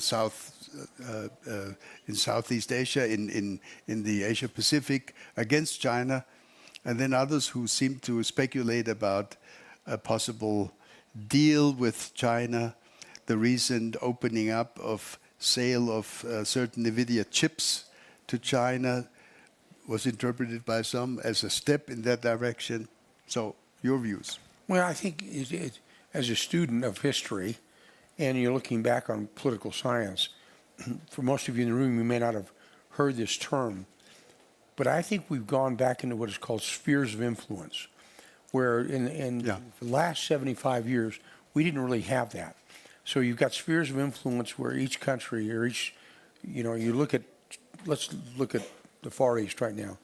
So the sphere of influence, that's China, that's Japan, that's Taiwan, and you kind of look at how the world is now broken up. And you're kind of breaking up the world into areas of real competence and influence. And that's something we haven't seen. It's something you read about when I was in college, that I read about in the books. We studied it, but we'd gone beyond that. And that was helped, I think, for the last 75 years with NATO and with Europe being together. And I think that's changing a little bit right now. Now, there's a little bit of an adjustment, as we talked about it earlier, is I really do believe that the Europeans in Europe, they are a lot stronger than they think. And I think that they've relied for 75 years, the Americans are going to be there. We're going to be there. We're always going to be there. But they've kind of worried, well, we're going to hold your coat. They've gotten so strong, and right now they've built up so much. I just don't think they realize that. Certain people in Europe do realize that. Alex Stubb, President Stubb of Finland, he recognizes that. He wrote a strong article about it. I've talked to him. I think he's there. Chancellor Merz, I think, understands that. President Maloney understands. Prime Minister Maloney understands that from Italy. Macron has believed that since the French Revolution. So I'd say the stronger you get, and it creates an ability to maneuver much more effectively in the political environment. And I think they've got to realize how strong they are. And this war in Ukraine and Russia is in Europe's backyard. And I think they've now starting to really realize how important it is. And they have stepped up. Europe has done its part. Europe has done a lot. So it's the United States, but I think what you see happening now in Europe is good. And not only right now, but for the future and future peace of the world. And I think we just have to get through a Ukraine-Russia peace settlement, and then it'll all settle down. We'll open up in just 1 minute, but let me just follow up on that point. I certainly agree that Europe should be a little more self-confident.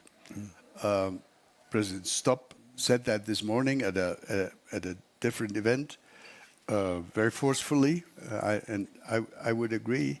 But then, I listened to President Trump this afternoon, who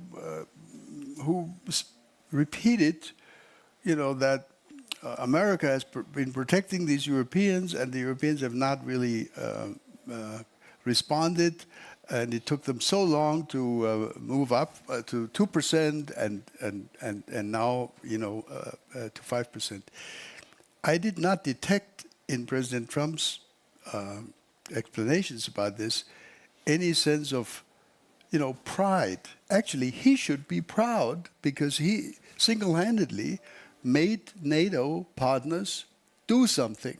We would certainly, Germany and being the biggest in this European bloc of NATO countries, we would have never dreamed of going from. We had difficulty going to 2, as you remember, going to 5%.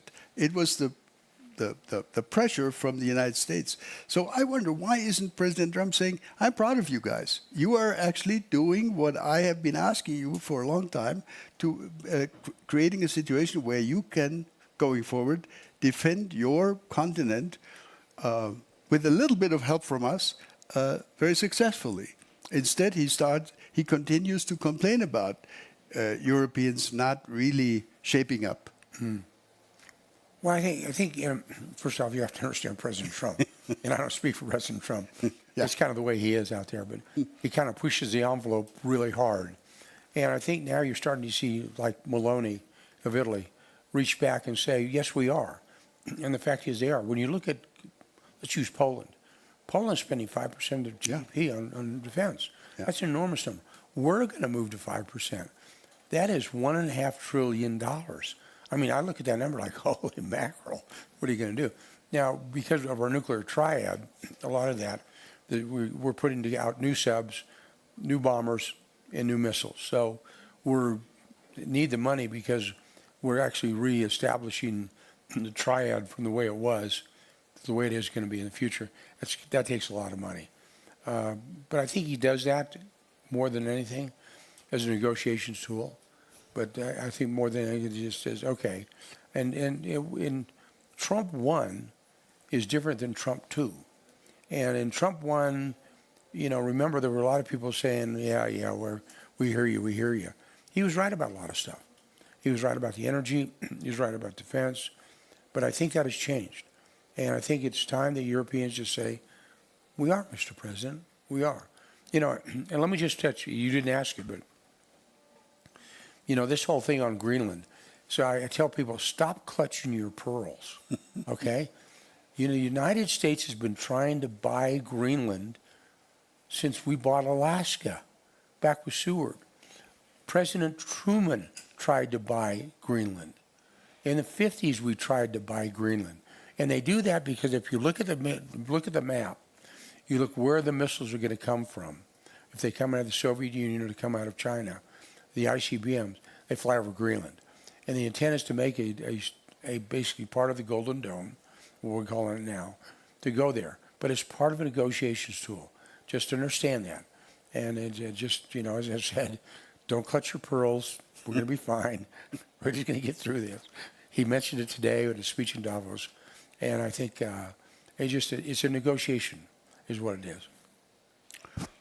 The good thing is that he, in his speech today, took what has really created lots of negative headlines around Europe. He took the military option, the option of using force to acquire Greenland. He appeared to take that off the table. So that will help calm the waves a little bit, I would hope. Well, I would think that historically, everybody talks about Greenland. This is not a new issue. The United States has, over 100 years, has tried to buy Greenland for the defense and so it's not new. Trump just didn't come up with this idea. There's been numerous presidents from Abraham Lincoln to Teddy Roosevelt that have tried it before. It's just they say, well, Trump's saying that. He's not going to use military force. We listened to his speech today. That's not going to happen. So it's part of a deal. I know that Danes are pretty upset about it, pretty much so. And we'll see where it all goes to. Thank you very much. So now we'll... actually, I can't see because of these... It's pretty bright, yeah. I can't see people in the back, so make sure that I don't overlook you. There was one right in the front. Please identify yourself. We have two ladies in front, you and then Kaisa next to you. Kersti Kaljulaid, former president of the Republic of Estonia. And indeed, I think Wolfgang, maybe he was not self-congratulatory about 5% because outside of Nordic Baltic Gate, nobody's spending 5% yet. So I think there is a work to do. But that's not the question. The question is, I agree, Russia is a vassal state to China. And I think quite a lot of Russian money is very worried about it because the assets slip into the hand of Chinese. On the other hand, as you said, Russia is on the verge of not being able to sustain what they're doing. Mm-hmm. And as such, they are a very useful tool for Chinese. What do you think United States could do about that? Because actually it suits China to have Russia pestering us in Europe the way it is. Well, first of all, Russia, when you look at Russia and China, if you went back 15, 20 years ago, there was an equality. Actually, the Russians were here, Chinese were here. It's reversed. The Russians are the junior partner.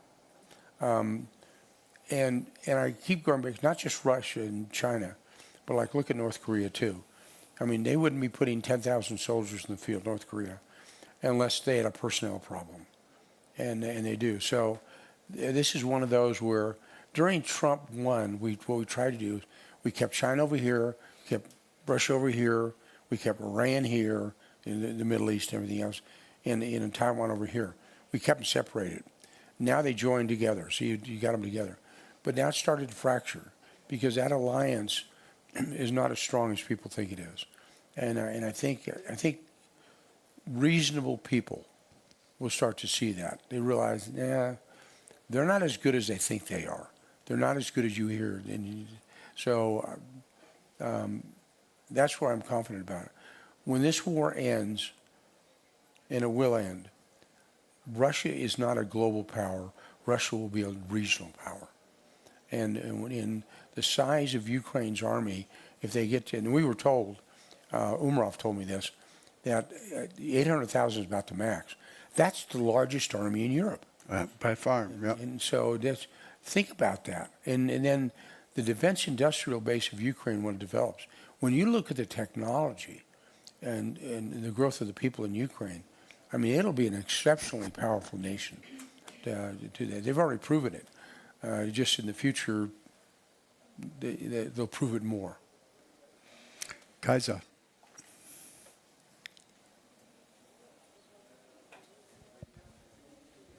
Thank you very much, Wolfgang. Thank you, General.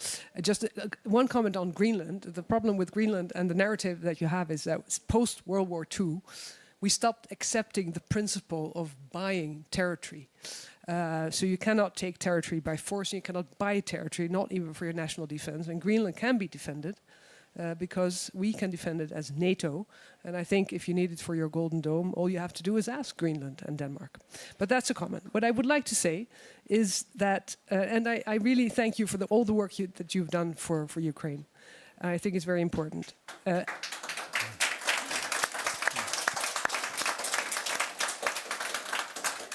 If you're right, and Russia is weak, and Ukraine has to get through this very cold winter, and then has the cards, to quote President Trump, what do you think that the United States and also European countries could do more to pressure Putin into accepting negotiations and a peace? Yeah, that's a great question because, I mean, it's reached a point now where I'll use one example. The Shadow Fleet that transports his oil. Russia is a petrostate. And if you can attack Rosneft, Lukoil, and the rest of them, it damages them. And the fact is we've now taken 7 tankers off the seas. That's good. And where I think that can really help out is in the Baltics, where you shut down everything coming out through the Baltic Sea to do that. Because economically, he's going to reach a point he can't pay his soldiers. And then that's what I said about being Nicholas II. They're going to say, whoa, wait a second. This is not a good idea. And that's the reason I said everybody thinks of Russia like they think of the old Soviet Union. It's not the same anymore. It's not. And I was one of the very few in the administration that said Russia is not as strong as you think they are. They're not winning. Their definition of winning is different than mine. And that they don't have the economic power to punch through. And it's just going to take time to do that. And try to get them back in the League of Nations. And I'm thinking, past Putin right now. What does it look like? But you got people like Ushakov and everybody else out there. But I think the pressure is good. Keep the pressure on. They won't fold in a sense. You won't have peace signings on the deck of New Jersey, but you're going to see them die out. The war's going to die out, and they'll not be able to restart that. All of Russia's frontline units, all of them, have been mauled. If you look at the famous VDV units and the 3rd Tank Guard armies come in, those units aren't existent. So I was talking to Eli, and I said, well, there's a big attack by the Russians' 7th Division across into Kherson. That's 8 guys. They're just not there anymore. They're moving by meters, not by miles. And I think he still believes he can pull it off. I don't think he can. I don't think he can make it. And I'm one of those guys who does not believe giving up the land in Donetsk is the right idea, because if you give up that land, I've been there, and most of you've probably been there too. It is wide open to Kharkiv after that, and it's wide open to Kyiv after that. And you don't want to give up their defensive belts. On the other side, that's the reason why what happened to what they call the Surovikin line, when they attacked in Kherson and tried to get to the Sea of Azov, they ran into the entrenched lines of defense. As a military guy, you never want to give up defensible terrain, because trying to get it back is too hard. So I thought I've kind of walked that around with you, but they just have to keep doing what they're doing. And sooner or later, just don't be war weary.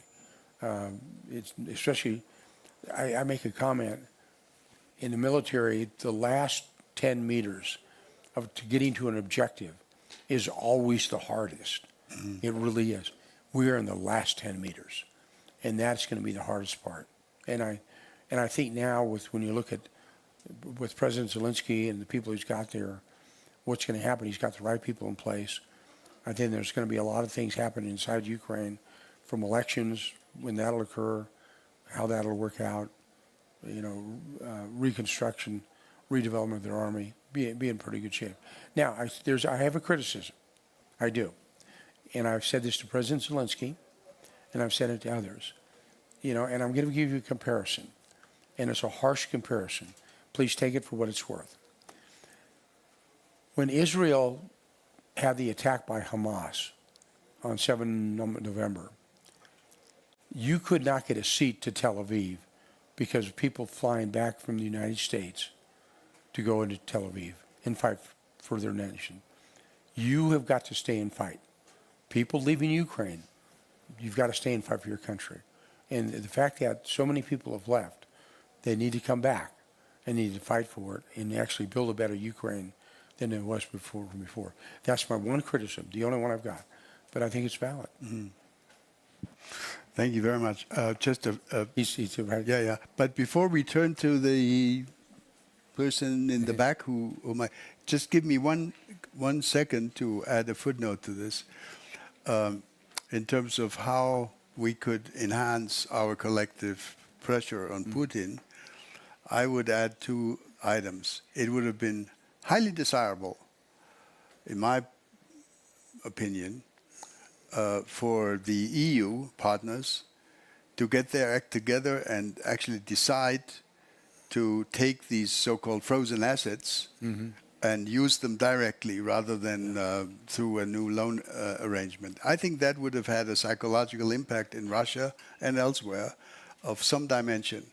And of course, what I'm sure the Russians are taking as an indication that the pressure on them is not as great as it used to be is the fact that the United States is not directly participating at this moment in supplying weaponry directly from the US. You do it indirectly by allowing Europeans to acquire and send it off. But these would be sort of on my wish list, these would be the 2 items: the role of the US and our own ability, which we have not used to the fullest of the potential, to put pressure, psychological pressure on the Russians. Yes, please, in the back. Thank you. General Kellogg, thank you for all you've done for Ukraine. You've been one of the bright spots in Trump administration, someone we've been watching and been happy to see. I'm Nick Bilogorsky. I'm from Stanford, California. I run a charity called Nova Ukraine. Question number 1 on Greenland. If US does put troops in Greenland, does it mean immediate end of NATO? And number 2 on Russia. If Russia does sign ceasefire with Ukraine, how quickly can they mobilize and attack Baltic states, Moldova, or Poland, and would they do that? Would U.S. respond? Yeah, on the first one on Greenland, I don't think we're ever going to put troops on Greenland. I just don't. I mean, President Trump made a speech today. He talked about precious minerals, and people talk about that. It's 5 miles of ice. What we want to do is, if you look at the missile track that comes towards the United States, they come over the Arctic, and they come over Greenland, and he wants it to be part of the Golden Dome, and that is something they're going to work out. I guarantee it's a negotiation tactic is all it is. The second question was, Can they attack Baltic states? pardon? Can Russia attack? No, I don't think so. I think the Moldovans have the recent election pretty good. The Baltic states are in pretty good shape. You know, the Germans are putting a brigade in Lithuania, which is impressive at all.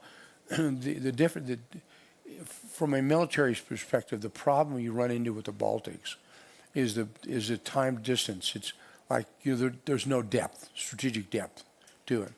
But what they have done is we call it the Wells Doctrine, and actually occurred after World War II with the Soviet domination of the Baltics. But we did acknowledge them. We said they said it was de facto, not de jure. So I think they're going to be okay. You attack on Baltics or NATO countries, attack on one is attack on all. We'll see where it goes. Okay, we go to the gentleman here in the fourth row. Yes, please. And then we go to you over there. Sorry. I can talk loud. My name is Stephen Moore. I'm the founder of the Ukrainian Freedom Front, former Republican chief of staff on Capitol Hill. I was there for about 7 years, and I went to Ukraine on day 5 of the War to Help. And now what we do is we spend all our time trying to build Republican and conservative support for Ukraine. And we just did a poll that showed that 61% of Americans and 78% of Republicans think we are currently in a global war with Russia, Iran, China, North Korea, and all the Islamic extremist movements working together. And General, I heard you say earlier that the Trump administration is looking at things as terms of sphere of influence. Does that mean that they don't share that view, or do they see that things in this sphere of influence, this new characterization of world events, will keep America safe and keep the world peaceful?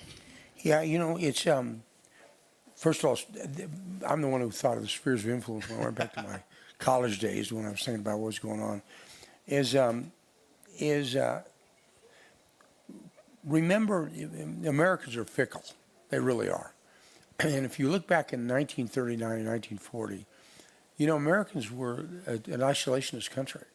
When you look at they said the war in Europe is a war in Europe. We don't want to get involved. Would you exercise the American people, and I guarantee you those numbers are going to go up. That they want to support, and I think you want to have. I think it's good to have social media presence that shows what's happening out there, and I think what I have seen is America's gone from kind of either ambivalent to at least a percentage over 60% that think this is a good fight. It's a reasonable fight. So I'm convinced it's going to go well. It's not an easy issue. The negatives that you hear, some of them are untrue. And you just have to get the right word out. It's not that easy, but it has to be done. Gentleman over there. I don't know if you can hear me, but I'm Italian, so I try to speak loud, or as loud as I can.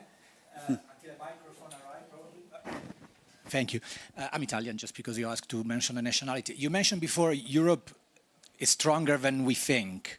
When do you think, from a pure military point of view, few European countries, because if we wait for all of us to find an agreement, probably we'll never make it, but few European countries, Italy, Germany, Poland, just to mention 3, would military ready to support Ukraine to a point where maybe we don't need the United States support anymore? And I'm saying it as a proud European, and I mean, yes, Greenland is an issue, but are we looking at our neighbors, Ukraine, the Balkans, North Africa?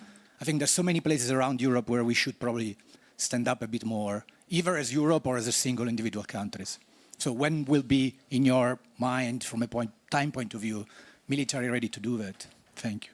Well, the reason I said that is Europe has to make a conscious decision to decouple, and with their military as well. And when you look at the strength of the European nations together, people forget there's 2 new nuclear powers in Europe right now, with the Brits and the French. And I just think it's there, but you rub your hands in a negative manner. Well, is the United States going to be there? Yeah, the United States is going to be there, but it's going to be over to you to figure out how do you get to a certain point of defending Europe from an adversary or an aggressor nation. And I think you're doing that, and I do. And I just say, and that's the reason I said certain European leaders have already said that you're a lot better than you think you are. And I think Putin doesn't agree with you. Putin says, "Nah, you're." I think that's an easy thing for him to say, but I actually think he's afraid. You know, when you look at what's happening, if Europeans get their, for lack of a better term, American phraseology, get their act together, that they're very, very strong collectively. And I don't think he wants to see that. When you look at the armaments you develop, the defense industrial base of Europe, certain stuff Ukrainians want are European stuff. Some stuff's American stuff. They like the Patriot missile. It's a great system out there. They may like the Tomahawk. But for example, they've defaulted away from the Abrams tank on the ground and gone to the German Leopard tanks. So just developing that industry and the strength, and over time it'll develop. And it takes the will of the leadership, and I think it's there now. And when you look at, you know, Merkel, when you look at Merz, Macron, Starmer, Maloney, when you look at them all together, I think that strength, you're starting to see it come out more and more, that they can take this on. And my advice to the Europeans is embrace that. Don't run from it. Make sure you're stronger than everybody thinks you are. And when you look at the allies that you've got, you're a lot stronger than the Russians are. Look at the Russians' allies. Syria, gone. Iran, gone. When you look at North Korea, is depleted out there. China is really a senior partner. So you look at what's happening out there, and I would rather have our friends than their friends. I think we're a lot stronger there. Last question from way back there, lady. Hello. Hello, I'm Catherine Valinga from Canada. Thank you so much for this extraordinary conversation. Thank you, General Kellogg, for all that you've done. I wish you were staying for much longer. Thank you, Wolfgang, for bringing up the frozen assets and for your commitment to peace and security. My question is, you know, I'm a businesswoman. I'm a CEO. We look at results. And for me, context is everything. So when I hear from President Trump, they need to stop the fighting. It seems like this, you know, these two just can't get along. Let's get them to a deal and negotiate. And Sikorsky was one of the first politicians that said, this is like the rape of a woman. He said that at the Ukraine breakfast. And you know, the woman doesn't go, hey, here you go, take my child, take this, take that, so you'll stop. At what point do we just say, he's not going to stop, let's make him stop, or let's give her everything she needs to get this bastard off of her? Like, it just seems like whatever he's done with the negotiations has actually resulted in more violence, more attacks, more outages on Ukraine, on the victim. Mm-hmm. So just like, I don't understand this negotiating tactic, but I think it's linked to context, that he doesn't understand fundamentally the history, the people, the place, he's never been there, and the context. He thinks they're just fighting. Just my perceptions. Yeah, you know, you bring up a good point about understanding it, and you're right about that. I don't think this is just me saying it, and I don't know, because I haven't talked to him, but I don't think he lives in a realistic world. When you look at the losses they've taken and what they've tried to accomplish, remember, the Russians now have fought in Ukraine longer than they fought in World War II. Think about that. By this time, they had already moved all the way into Berlin. And they haven't, they've moved in meters. And I don't think he wants to acknowledge that. I'm hoping that maybe some of his generals or some advisors eventually say, you're not going to get what you want. And what I'm afraid of is you get a war weariness. That's understandable. Where President Trump comes from, and I showed him this graph, it was 2 years ago,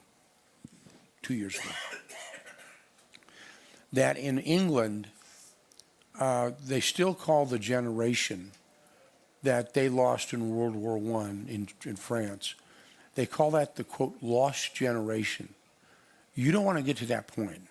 And that's what I'm worried about with Ukraine. You get to a point of a lost generation. That how do you get this back? You don't ever. And where Trump comes from, he says, and he's very serious about this. He really does get appalled at the casualty. He sees it all the time. And he looks at the losses that are out there. And every time I've gone to Ukraine, well, most of the time, not every time I've gone, but I go visit a hospital. Like I went to the European Military Hospital. And, you look at that, and you look at there were only men in there who lost single amputees, double amputees. One was a triple amputee. And you look at them and you go, this is the loss of a country that we would need to stop it to make sure we can recover. Now, God bless him. When, as a typical soldier, you always ask, how you doing, son? What's going on? and I asked him, what do you want to do when you get better? Over half wanted to get back into the fight. That is really saying something. And you can't take that away from a nation on the fighting spirit. I saw a video recently, and it showed a subway in Kyiv, and when the drones were coming in, and instead of sitting down there, rubbing their hands in a negative manner, they sang the national anthem. You can't, years and years ago, Napoleon said, the morale to the physical is 3:1, meaning you cannot take away, and you have to look at the fighting heart. Putin has got an army that is filled primarily with people he's paying off. Ukraine has got an army that's fighting for its nation, and you have to look at the difference between the two, and I think that augurs well. I understand this winter's hard. I have a daughter who's been to Ukraine. She just came back out. She spent the last 2 weeks there. She froze like everybody else did. But getting through that, you get into the springtime, and Russia loses all of its advantage. They call it Mother Russia and Mother Winter. That's their advantage. Probably so. But I think that is going to end within another month. That's a good ending, I think, of our discussion. We've run out of time already. I want to thank all those who have asked questions. And in order to allow this to end on a positive note, let me conclude by more or less repeating what our friend, President Alexander Stubb of Finland, said this morning at a different venue here in town. He said, what has Russia achieved? And you made that point half an hour ago. In 4 years, they acquired these roughly 20%, and there has not been any major move forward since. So in other words, they're stuck with this, with huge casualties, as you mentioned. On our side, on the NATO side, we have miraculously been offered the membership of 2 additional members, one of which had been a neutral country for the last 300 years, Sweden.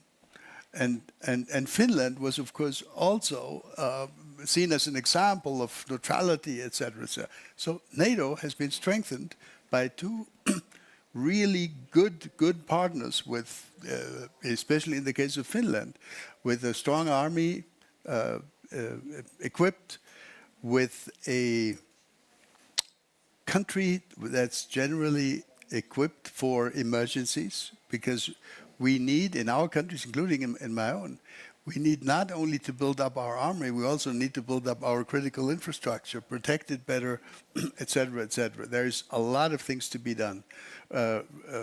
Look at bridges that are going to break down if the first tank drives over them, etc., etc., etc. So lots of things need to be done, but they are being done.